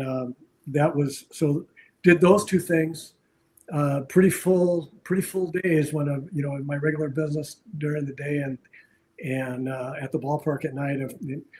At my wife's urging, I finally retired before the season last year. I've got 4 grandkids, and my baseball time is spent with my 2 grandsons, coaching them like my dad coached me. So. Well, that's great. Hey, I think the baseball stats probably got you into Morgan Stanley, learning all those numbers. Well, right? That's what I was talking about earlier, Bob. I didn't want to bring that that part up, but when it's like how much is this this locked down right now, and ratios and proportions and fractions, they just click with me now. So I see something that was $100 and $100 is too easy because it's divide by 10, but you see something that was $70 and now it's $50 and so it's down 28%. Well, right. How do you know that? Well, because I remember 2 for 7 was 284. Yeah. So it just that just clicks with me. Yeah, absolutely. Being able to carry that over. Roy, thank you for your contribution in the Smalley and the Mock family contribution to baseball to make the game better. You said it was over 50 years that just the 3 of you, your father and your uncle, had in terms of the longevity in the league along with yourself.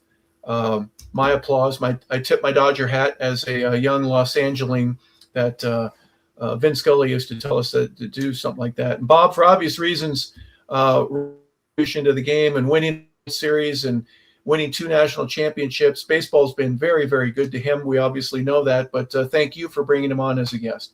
God, what a great run through time. I feel like we brought Gene and your dad back to life again. It's been great. I do, and I can't tell you how much I appreciate you guys talking about them and letting me talk about them, and Great.